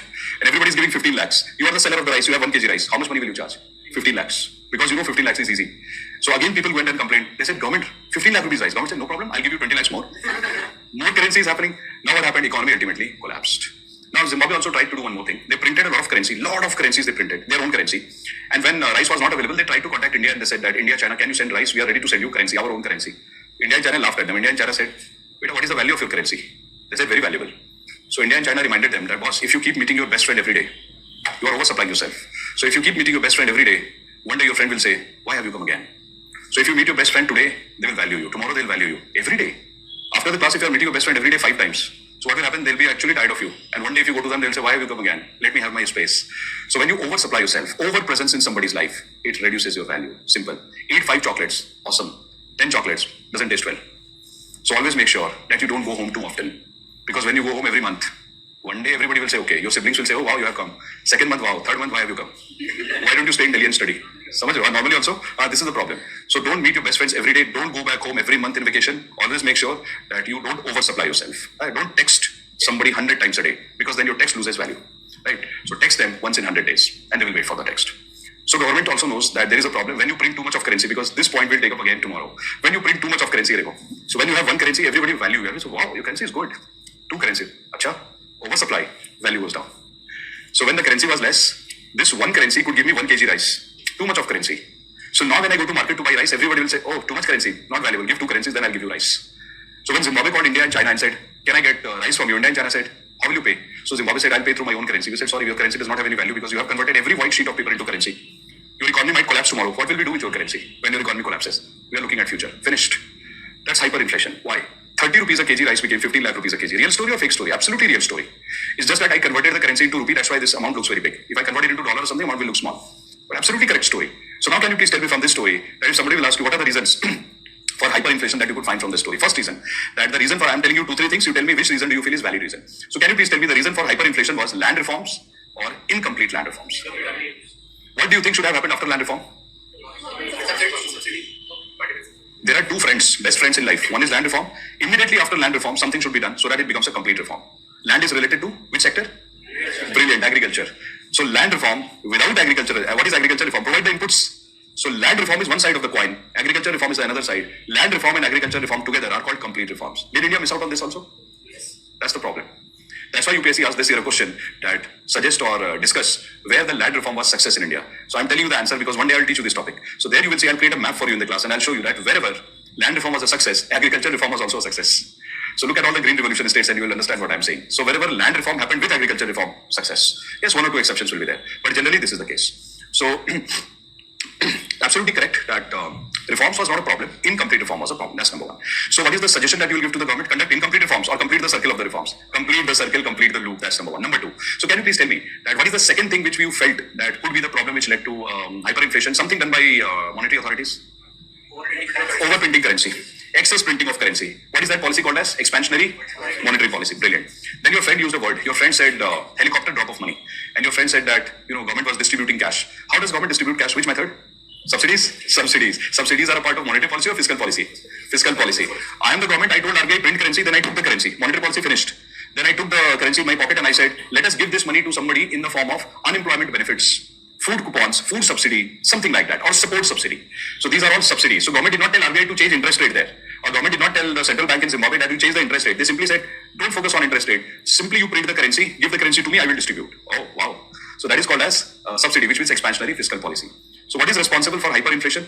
The first responsibility is to be given to incomplete reform. The second responsibility, expansionary monetary policy. Third is expansionary fiscal policy. But did you notice something? All these things that we are discussing are being exaggerated here. Exaggerated form of monetary policy, exaggerated form of fiscal policy, a truck full of cash, helicopter drop. So these are very, very exaggerated things, which means when your expansionary policy becomes too deep, too exaggerated, too big, then it leads to problem. Little bit of subsidy is never a problem. Too much of subsidy for too long is a problem. So please write. Point number one, incomplete reforms. Please write, guys, to my online students, please write incomplete reforms. Might lead to hyperinflation. Incomplete reforms might lead to hyperinflation. Example, land reform without agriculture reform. Land reform without agricultural reform. Land reform without agricultural reform. Number two. By the way, Bacho, I just want to ask you one thing. Don't you feel that if Zimbabwe would have got a lot of good friends related to geopolitics, etc., somebody would have definitely helped. That's why it is important to have friends in life.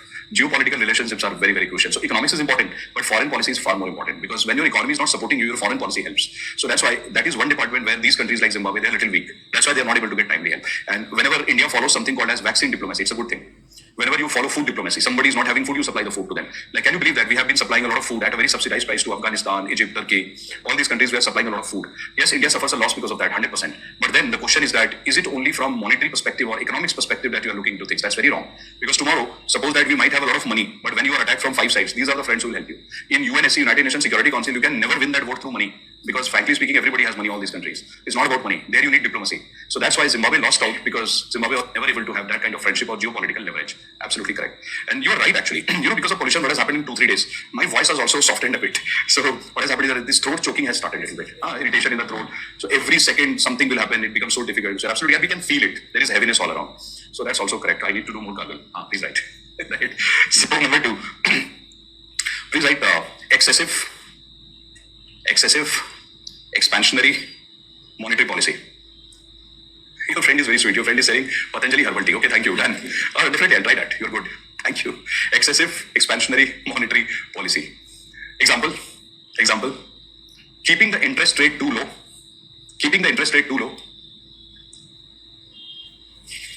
And printing excess currency.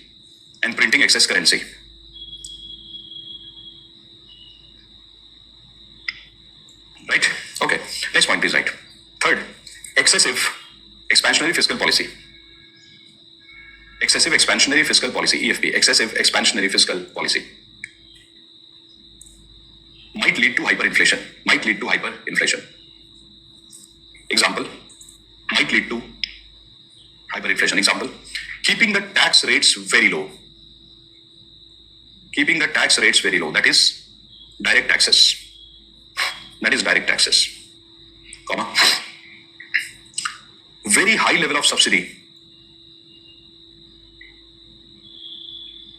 long time.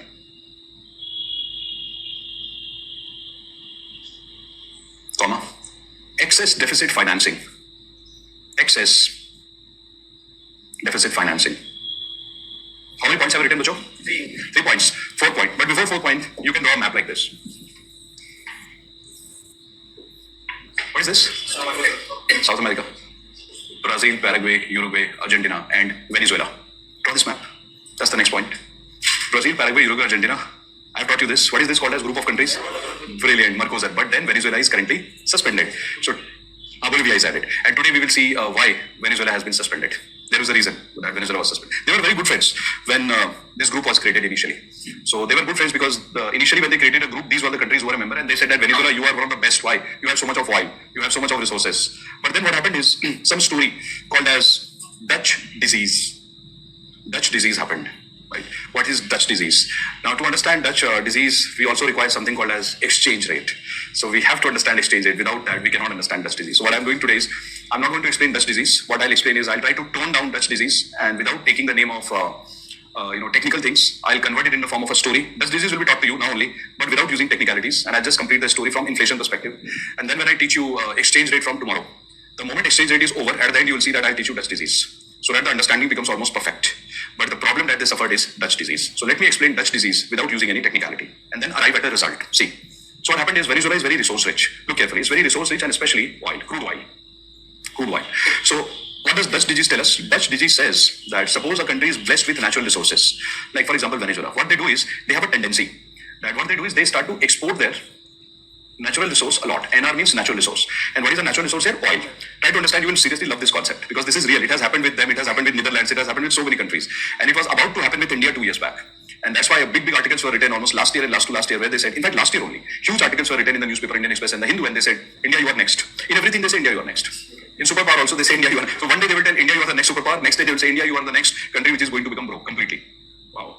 So that's disease. This country has a lot of crude oil. So now it has a tendency to export the crude oil. When you export crude oil, what do you get? You get a lot of dollars. And a dollar comes to your country.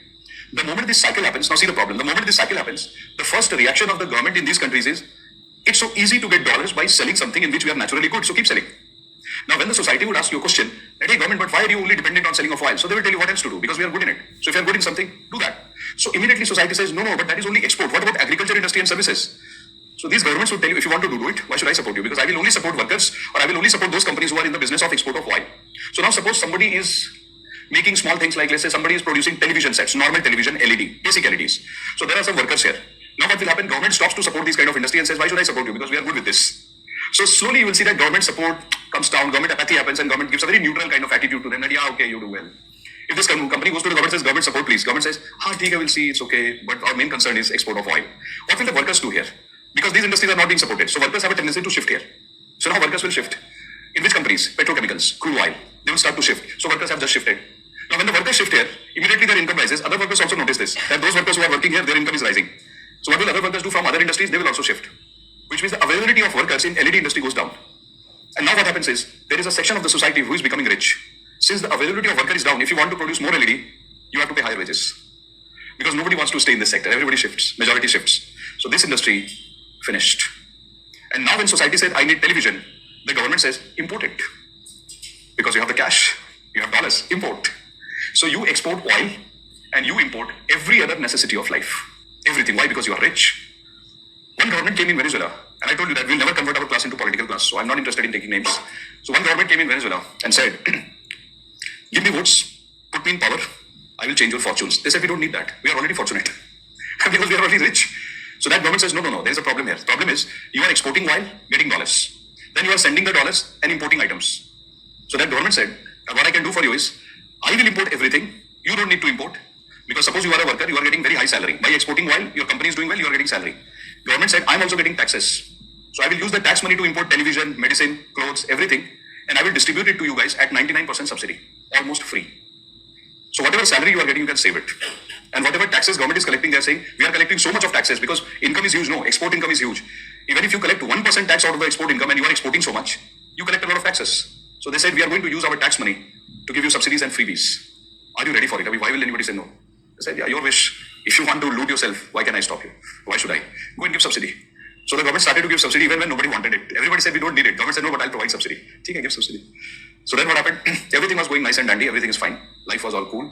But one day, whenever life is cool for countries, what happens to them? US happens to them. Right? So whenever everything is fine, all of a sudden you'll see US happening all around.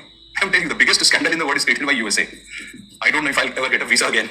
So what did USA do here? USA said all of a sudden made an announcement in the world around 2010-11 that yeah, I have got something. Everybody said, what did you get now? Aliens? UFOs? Right? USA said, no, this time I have got shale gas. Shale gas is a substitute of petrol and diesel. Because US, European countries, these countries purchase a lot of crude oil because they have to heat themselves up, warming industry, petrochemical industry, chemical industry, cosmetics industry. They use a lot of crude oil and the byproducts. So for cosmetic industry, etc., yes, they said we will buy oil. But they said for heating purpose, etc., energy, we don't need crude oil now because we have shale gas. And US said, I'm the largest producer of shale gas, 2010. I said, I have it, don't worry, I'm ready to export. Wow. So all these countries who are selling oil now, they got threatened. They started saying, if US is selling shale gas literally free. So all these countries started to say, no. To compete with USA, we need to reduce the price. So they dropped the price. From here, boom. So what happened? Crash of price of crude oil happened. So when your crude oil price crashed, now you are selling the oil. Earlier, this much amount of dollar was coming. See, dollar. Now how much dollar will come? So $2 will come. Price crashed already. So when dollar is not coming, your income is not happening, how will the government give subsidy? So now people started to say, government, now this is difficult time. Counter-cyclical policy phase. Government said, which counter-cyclical policy? I never attended module, huh? That's why it was important for them to come here. They did not. They missed out. So what happened? They did not understand this concept of counter-cyclical policy. And at that time, they started to say, government said, what can I do? I don't have money. Everybody said, how is it possible you don't have money? Your export is not happening. No. But from your agriculture, industry and services, you should have money. They said, what are you talking about? I never created agriculture, industry and service. They said, why? What happened? They said, Dutch disease happened. So what is Dutch disease? Dutch disease would mean that whenever you are blessed with natural resources, you become so over-dependent on that you start to get a lot of dollars, which means this dollar is the problem here. So you sell a lot of things, you get dollars, and through this dollar, you destroy your other industries. Because you say that, why do I care for other industries when my export industry is doing well? So you don't become neutral towards other, you become negative towards other by saying you are not needed. And when this industry says, boss, I produce refrigerator for you. So government says, no, I have dollars, I can import. Dutch disease. Which means sometimes having too much of natural resources or gift of God is a curse. Sometimes it's a blessing, sometimes it's a curse. So why is it a curse? It's a curse because it says that when you have too much of something and you become too dependent on it and then you ignore others, then it's a curse. Why is it called Dutch disease? Because for the first time, this phenomenon was observed in Netherlands. So from there it got its name, that it's a Dutch disease. So Venezuela actually suffered from Dutch disease, and the moment the government was not able to give the basic necessities to people started to roam around, said, I need my 1 kg rice. I need my medicine. Now what will happen? What will be the price of rice and medicine? Up. And is there rice and medicine available? No. And does Venezuela have dollars? No. Because dollar has stopped coming. So it called India and China and said, can you help? They said no. Then they told why. So then we told them, boss, our farmers are also vulnerable. So if we take rice and wheat from our farmers and don't pay them, there is going to be a problem. Then they told India that, India, can't you just take rice and wheat from your farmers and government can't you give them subsidy? India says subsidy to farmers? We are already giving MSP. If we give more, then WTO will come. Sorry, we can't. Plus India also has to look for fiscal deficit. So India said, why should I give subsidy? Because if I give more subsidy, I'll have to print more currency. And if India prints currency, inflation will happen. WTO will come. So I can't help. They called China. China said, sorry, wrong number. I'm busy. China is always busy. And China was just looking for this opportunity that fall in the trap, I'm there. So now Venezuela started to call China, food please. China said, I can't give you food, I can give you loan. So Venezuela said, I don't need loan. So what does Venezuela do? Venezuela told its central bank come, print currency. Same story. So what did they do? They started to print currency. When they printed a lot of currency, they distributed currency and they started to give subsidies. They kept the interest rate very low. What happened? Hyperinflation started. Immediately Venezuela called its partners. Can you help? They said, yes, we can help. But then, before the help could reach, Venezuela did something really nasty. Because of that, it was kicked out. What did Venezuela do?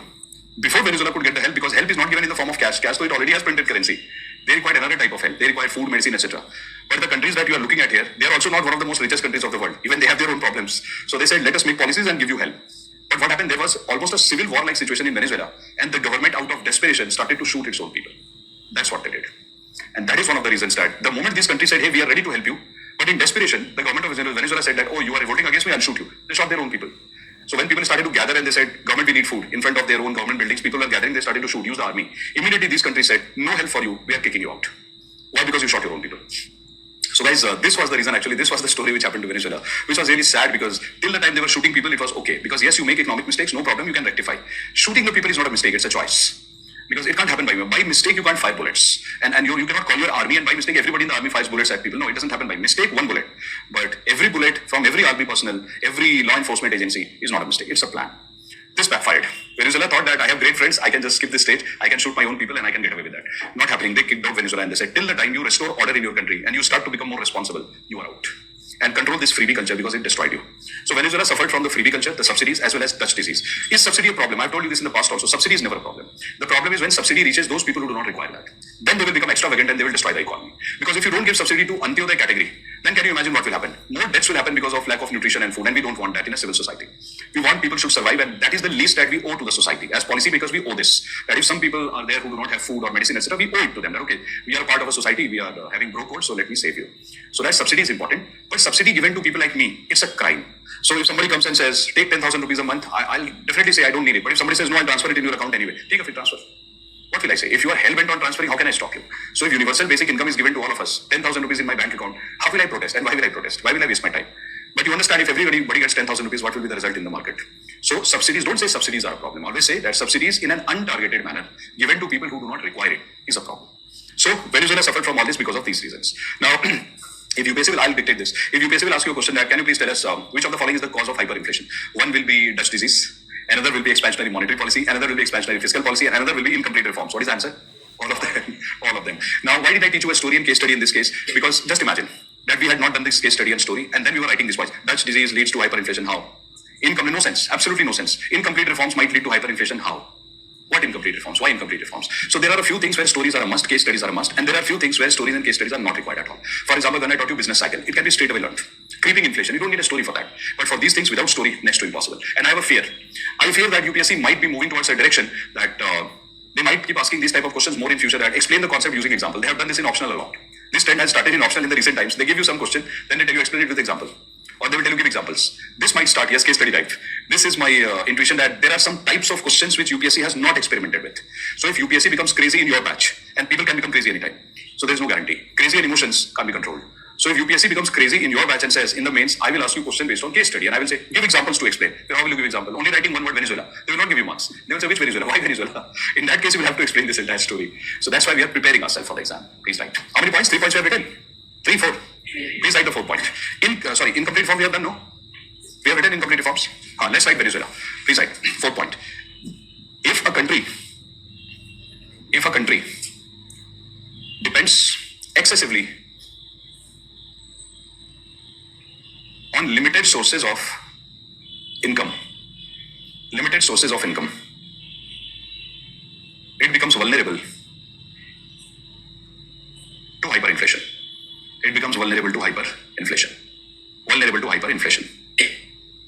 Example, Venezuela is resource rich.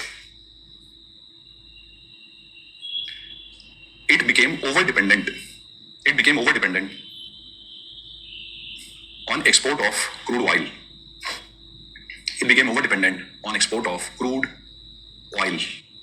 For its income, and ultimately suffered from Dutch disease. Is put a stop. Next point, please write. Lack of diversification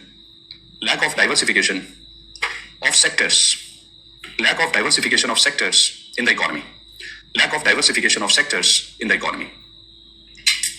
Like lack of agriculture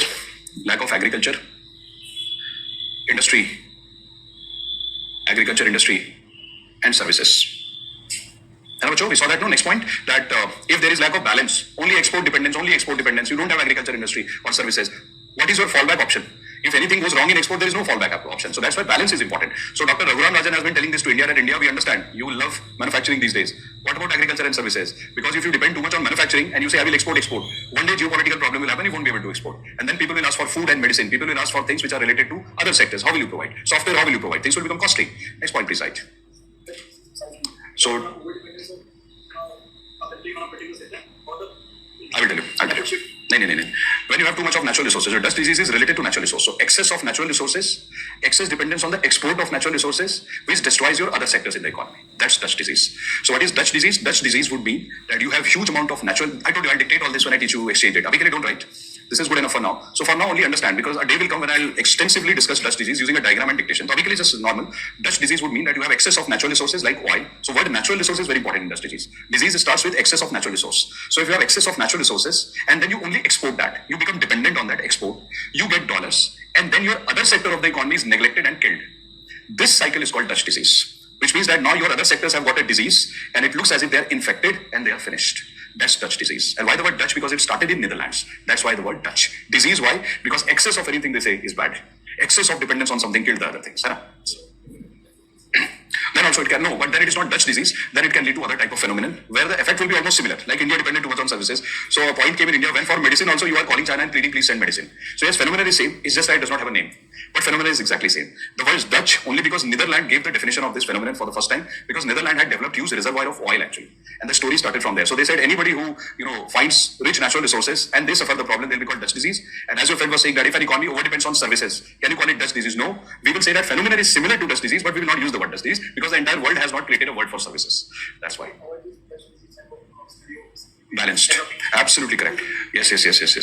How do you avoid Dutch disease? By creating a balance between sectors, agriculture, industry, and services. Absolutely. So UAE is not only developing tourism, UAE is also developing real estate and manufacturing. Now UAE is telling India to take steel from UAE, isn't it? So we study that in trade. So yes, diversification is the solution. So next point, please, right? Compared to Venezuela, Gulf countries. Oh, your friend is saying the same point. So one of your online friend has said the same point which your offline friend has said, that if you go to Gulf countries these days, so Gulf Cooperation Council, your friend has just named GCC, and your friend is saying that that's why we are seeing that these Gulf countries have started to diversify. Absolutely correct. I'm so happy to see this, that you are able to connect to real world now. The more you study economics, the more we discuss things in the class, the more your connection with the real economy happens, isn't it? So the things become more clear to us. But I promise you one thing, by the time we would complete our balance of payment and exchange rate, and by the time we complete our banking system, you will see that your understanding of the world and the economy and the society is almost like 50 to 60% logical and on track. The day we complete taxation, you will almost understand 80 to 90% of the economy. And the day we complete agriculture, almost you will say, now I am ready, test me. Right? So these are some of the important points. Capital market I'm placing differently because not everybody participates in capital market. So yes, if you understand capital market, you will feel very empowered. You will feel that what is Mr. Nikhil Kamath doing? You will understand all those things. Why is biking around? Why did he buy a house? Where he said that you should never buy a house. Right? So people say that renting is a good option, then they buy the house and then they defend it. After that, they stop appearing in interviews. So people say that we are living the life of a monk. Then you are snapped at the airport with a 3 lakh handbag in your hand. But then you are lecturing the entire world that you should live the life of a monk. You start to understand these things more clearly when you understand these chapters called as inflation, capital market, agriculture, and taxes. Right? So let's come back. There are so many things to learn. I mean, life is amazing. If you keep learning, life is amazing. Now, next point. Please. Right? Excess government interference through subsidies, decisions regarding development of sectors,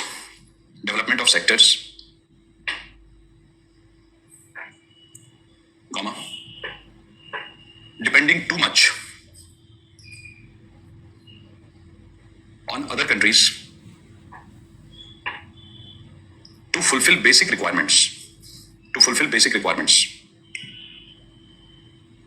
Like food and medicine might ultimately lead to hyperinflation.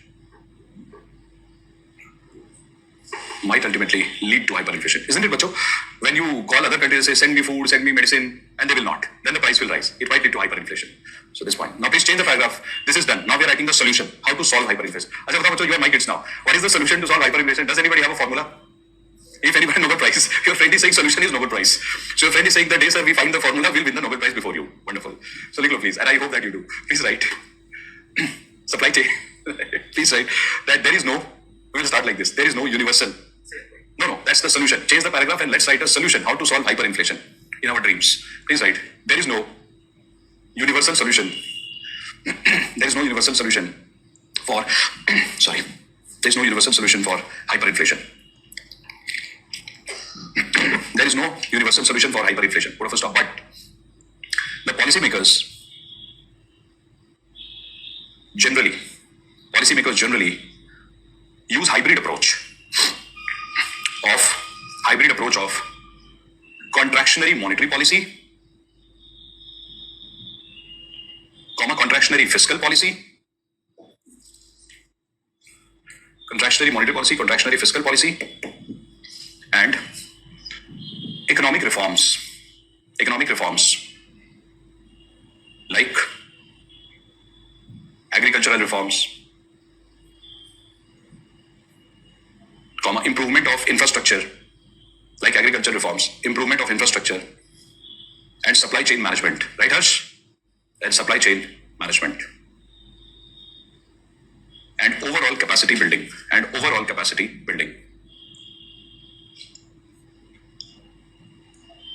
Full stop, please. Hyperinflation is done. But you would have realized that we never bluffed in hyperinflation. Like we could have written very generic point. I'll tell you how generic points are written, which will never fetch us marks. So if you write hyperinflation is caused by fiscal policy, monetary policy, and then which policy? No idea. Done.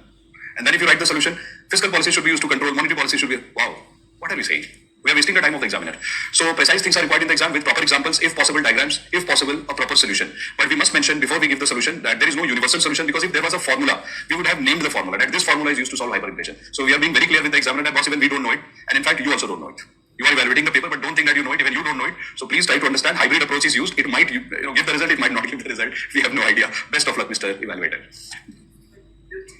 We'll use it in many definitions. For example, whenever I tell you the definition of black money in the class, you will see that the first definition of black money is there is no universal definition of black money.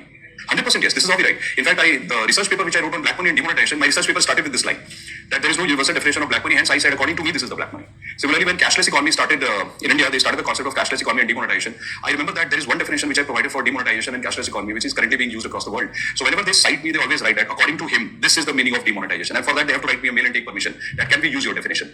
So, but I have seen researchers doing this. They say that there is no universal definition of demonetization. That's what they write. Then they write according to this guy, according to that guy, according to that guy. This is the definition of demonetization. This is the standard way of writing definitions. Truly, we do that. So we will also do this in the class. Whenever we write something in which there is no universal definition, we will not be overconfident about ourselves, and we'll be humble and we'll write, yeah, there is no definition. We also know, you also know. So let's try out one normal definition. ऐसे करके we'll write. So now please write. Definitely. So when I teach you black money in the class, when I teach you taxation, there I will teach you a little bit of black money in the class. There I will tell you my definition. You can definitely use it. But of course, for examination purpose, you don't need written permission from me. But if you write a research paper, then copyright issues, then you'll have to write me a mail. I'll give you the permission to use or a lighter note. So yes, do that. In fact, let me tell you, this is how the academicians earn their livelihood. So there are many researchers like Dr. Rajan, etc. So I remember that, I won't name the person, but I remember that one time I was writing a research paper and I had to use one line from somebody's research. So I wrote them a mail. Immediately from there, I got a response from their assistant that deposit this much money in my account. So, I mean, this is their livelihood. So they spend their 40 years of life in researching one line. And that one line has to give them livelihood because they have to sustain their family also. Tomorrow somebody falls sick in their house, how will they pay the medical bills? So yes, they were not wrong. But the amount was so exorbitant and it was not Indian, it was foreign. And they quoted the amount in dollars. I looked at exchange rate, I said, I don't even earn that, was a leave. So I said, I will change my research. So sometimes it also happens. So, but it's not very rare, normal. It rarely happens that they ask for such amounts. Normally they don't. Citations have to be given for that. Yeah, absolutely correct, absolutely. Guys, can we clap for Sohan? No. No, it's fine. For that definition, it's fine. It's very normal. So, but the very fact that you felt about it, so thank you so much. So, no, thanks. This is not a big thing. People do much bigger things in life. But I tell you how I grabbed the opportunity. So, I remember that it was the year 2016, government conducted demonetization, and I thought grab the opportunity, write the first research. So, I was a student myself at that time. Immediately, I sat down and did my research, cut, all the research done. Immediately, within 2 months, I published my research paper because I knew first mover advantage. Right? And I was waiting for this opportunity throughout my student life that once I should do something for that, people have to do the citation. So I'm very candid in this. So what I did is I wrote that research, got it published, peer reviewed, immediately contacted people whom I knew. I said publish it immediately. The moment it was published, uske baad to whosoever gives the second definition, they have to refer to the first definition. Not because they're majburi. After that, I never got an opportunity like this, so normal things happening in life. But I'm just waiting for one more crisis. Sorry. One more opportunity to happen. I'm so sorry I led you into the mindset of researchers. They either wait for opportunities or for crisis. Crisis is the best teacher and best opportunity. Alright, so your friend is saying, sir, it is expected from US. So crisis is coming. Thank you so much for letting me know. I'm keeping my eyes and ears open, looking at the Israel-Iran conflict these days, and then Palestine as well as Russia. I'm keeping my eyes open. The moment I find some opportunity of writing a paper, I will not leave. I'm telling you. And I was waiting for the agriculture or the crisis also in India. When that thing was happening, the agriculture crisis, MSP, I was just waiting that one more time it happens. Then I was ready for writing one thing which is there in my mind deeply. So I won't teach it in the class because it's not verified. So how can I teach you that? But one day, if it is verified and one more crisis happens, bingo. US is on. See, he's very smart. So your friend is saying that, sir, you want to write more research papers, behave like US, create crisis. So that's why. Your friend is saying be careful with China and South Korea. Okay, but first let's be careful with UPSC. Write it, please. So please write define producer price index. Define producer price index. But you guys are sweet. Define producer price index. Devanshu, you are having jaundice. You mentioned 1 hour back. Be careful with your food. But kudos to you, you are attending the lecture. Define producer price index. Now please write producer price index. This is a very small point, 2 minutes only, because India does not use it.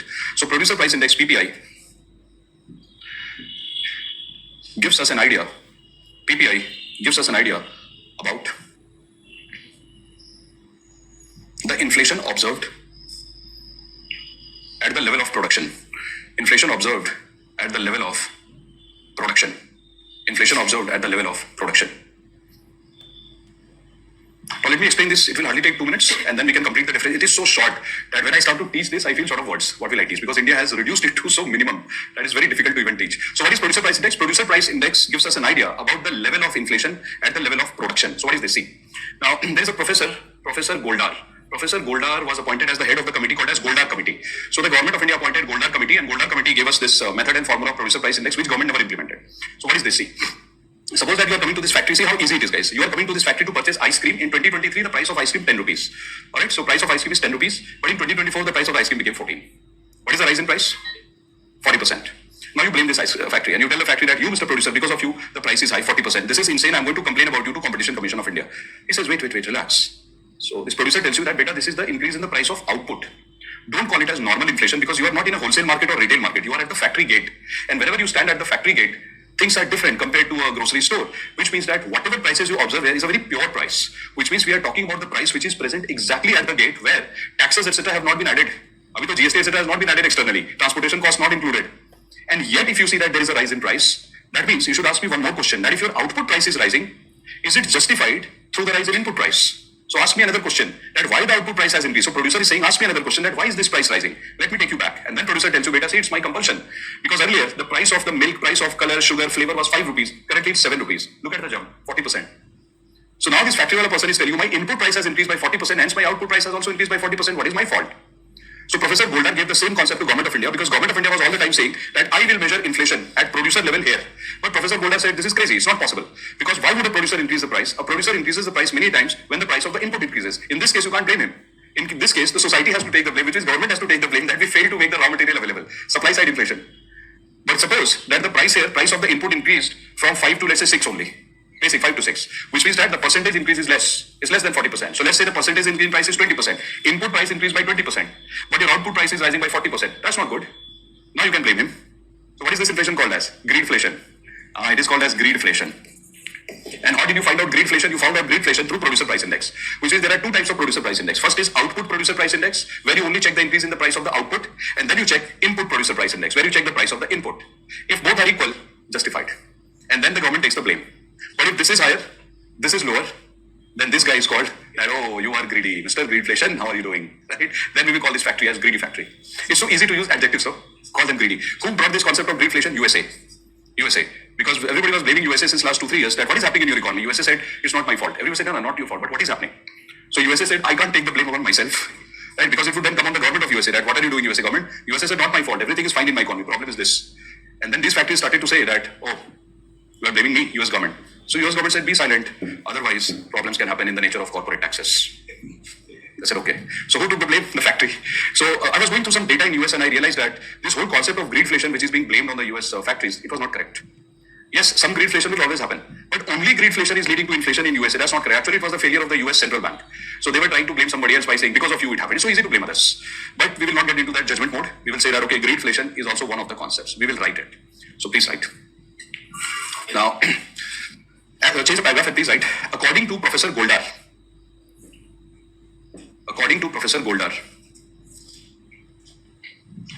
PPI is of 2 types. PPI, producer price index, is of 2 types. 2 types. First one, input PPI. Very good. First is input PPI. It shows inflation in the inputs. It shows inflation in the inputs while they are entering the factory gate.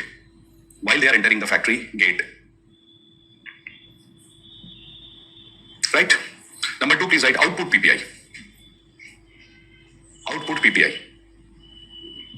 Please write. It reflects the increase in price of output. Increase in the price of output at the factory gate. Please write a note. Note number 1. Please write note number 1. Because of lack of data, India does not officially use PPI. But you know the reason. Because of lack of data, India does not officially use PPI. Number 2. PPI can be used in both industries and service sector. Can be used in both industries and service sector.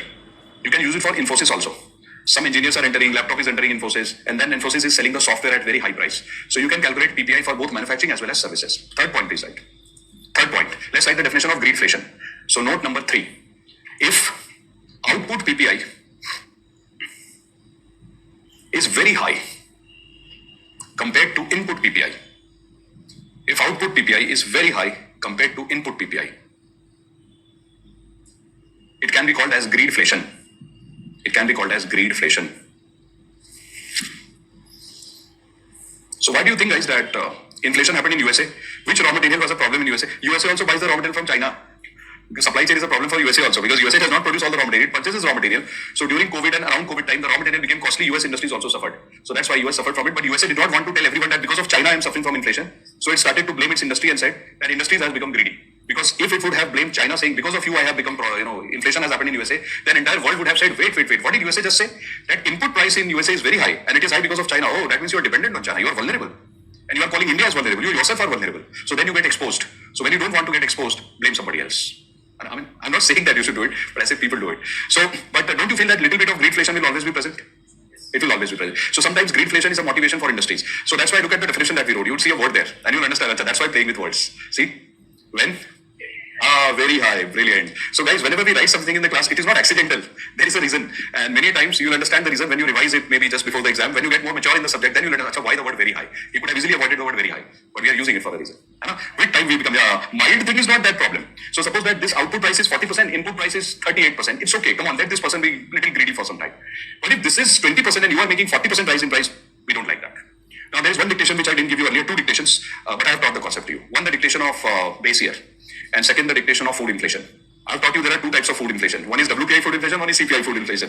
So all the points that we did today, no, these are typical exam points. So today I didn't teach you any big theories, etc. It was basically the lecture which concludes the inflation in a certain way. So please write. Short notes. Please write. Short notes.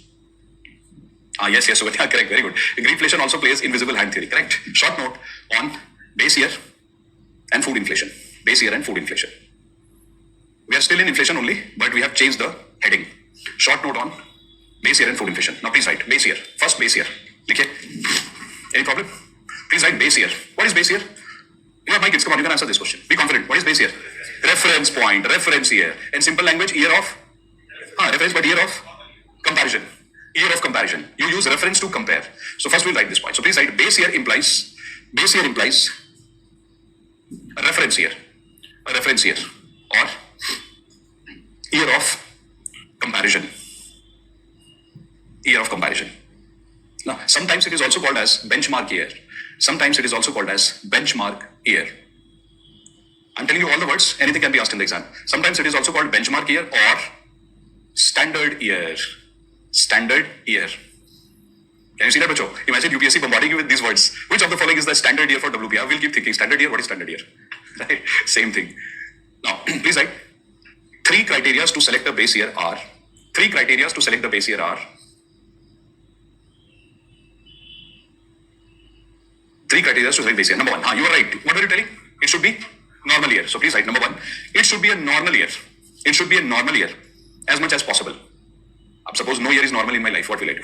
So it should be a normal year as much as possible. That is, it should be free from crisis and negative events. And mind you, in every statement that I'm going to tell you, just add the word as much as possible. Because it is not possible that in a big country, any year can be a normal year. Something might go wrong. And it is possible practically that every year we'll have 1 or 2 problems. As much as possible normal. Number 2, he's right.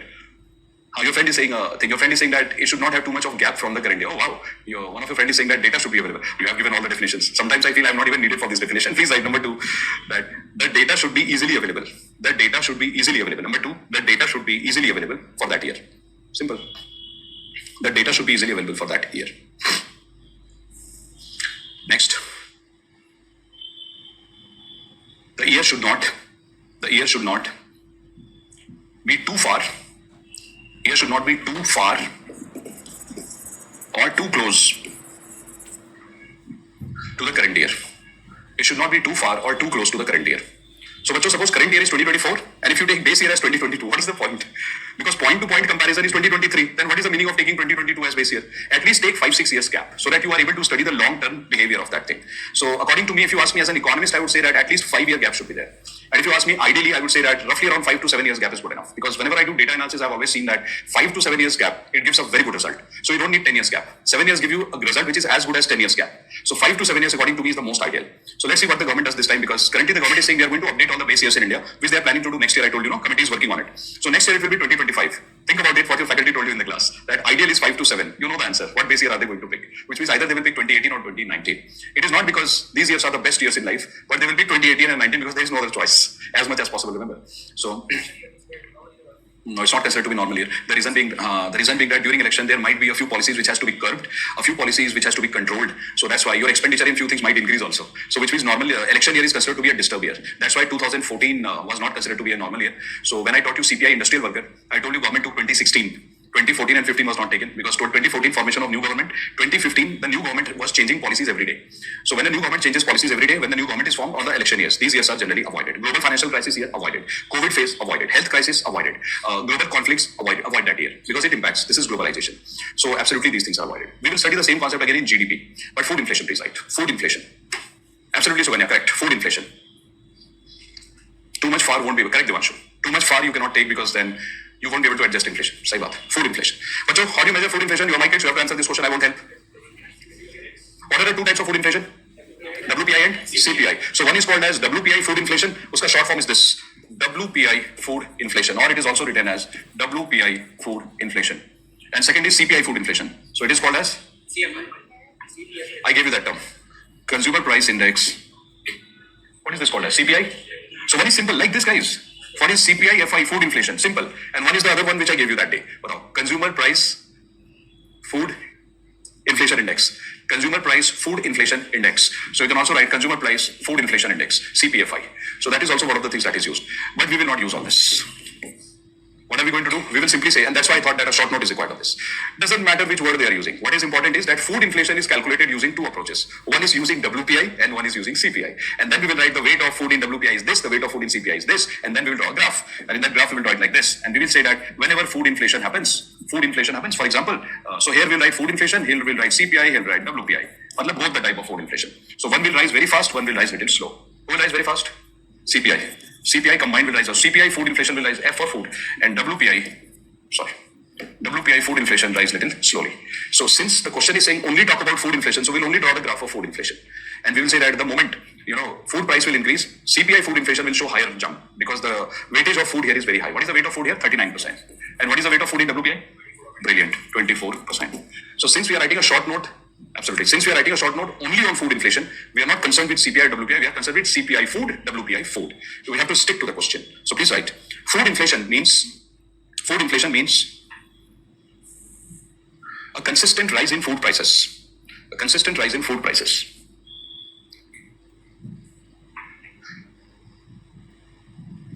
It can be calculated using two approaches.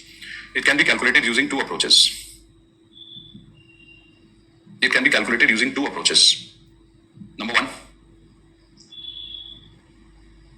CPI food inflation. Please put a hyphen, dash, and please write, it measures food inflation at retail level.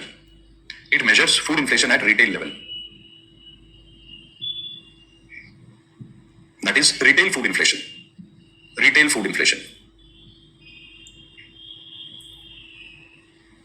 Right. Number two, wholesale food inflation.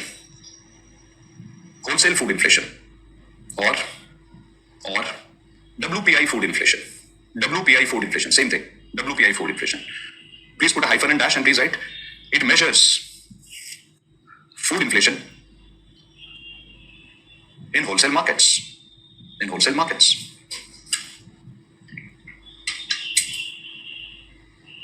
And then you please draw this graph. Then below the graph, we will write 1 or 2 lines and done. Draw this graph, please. In this graph, we should write CPI food inflation 39%. Because food is 39, beverage is 6, total 45. So we'll only write food. Then WPI 24. So here, what are you taking on y-axis? Food inflation. What type of food inflation are you taking on y-axis? Both CPI and WPI type of food inflation. And what are you taking here? Here, time. So we are saying that if food price rise, so please make a note, last line, please write. CPI has a higher weightage of food. So we are explaining the graph, okay? CPI has the higher weightage of food. CPI has a higher weightage of food compared to WPI. Hence, there is a higher increase in CPI food inflation compared to WPI. Hence, there is a higher increase in CPI food inflation compared to WPI food inflation. If there is a rise in price of food, So for example, we know that rice, wheat, cereals, fruits, vegetable, milk, everything is in wholesale mandi also, it is in retail mandi also. The moment price starts to increase, if you draw a separate graph, so suppose you draw a graph for CPI, it will look like this. Whenever price of rice or sugar will rise, it will look like this. And the price of the graph of WPI food inflation will look like this. What are we doing? Let me show you. Done. That's what we did. We superimpose one graph on another and finished. So if you try to do it mathematically, though it will take months and months. If you try to do it like this, easy. So these two graphs are different. We just merged it. Done. So I think rest of the things we'll do tomorrow because we have to go for other class also. So now you tell me if you have any issues which you develop during the course of the lecture, some issue, yeah?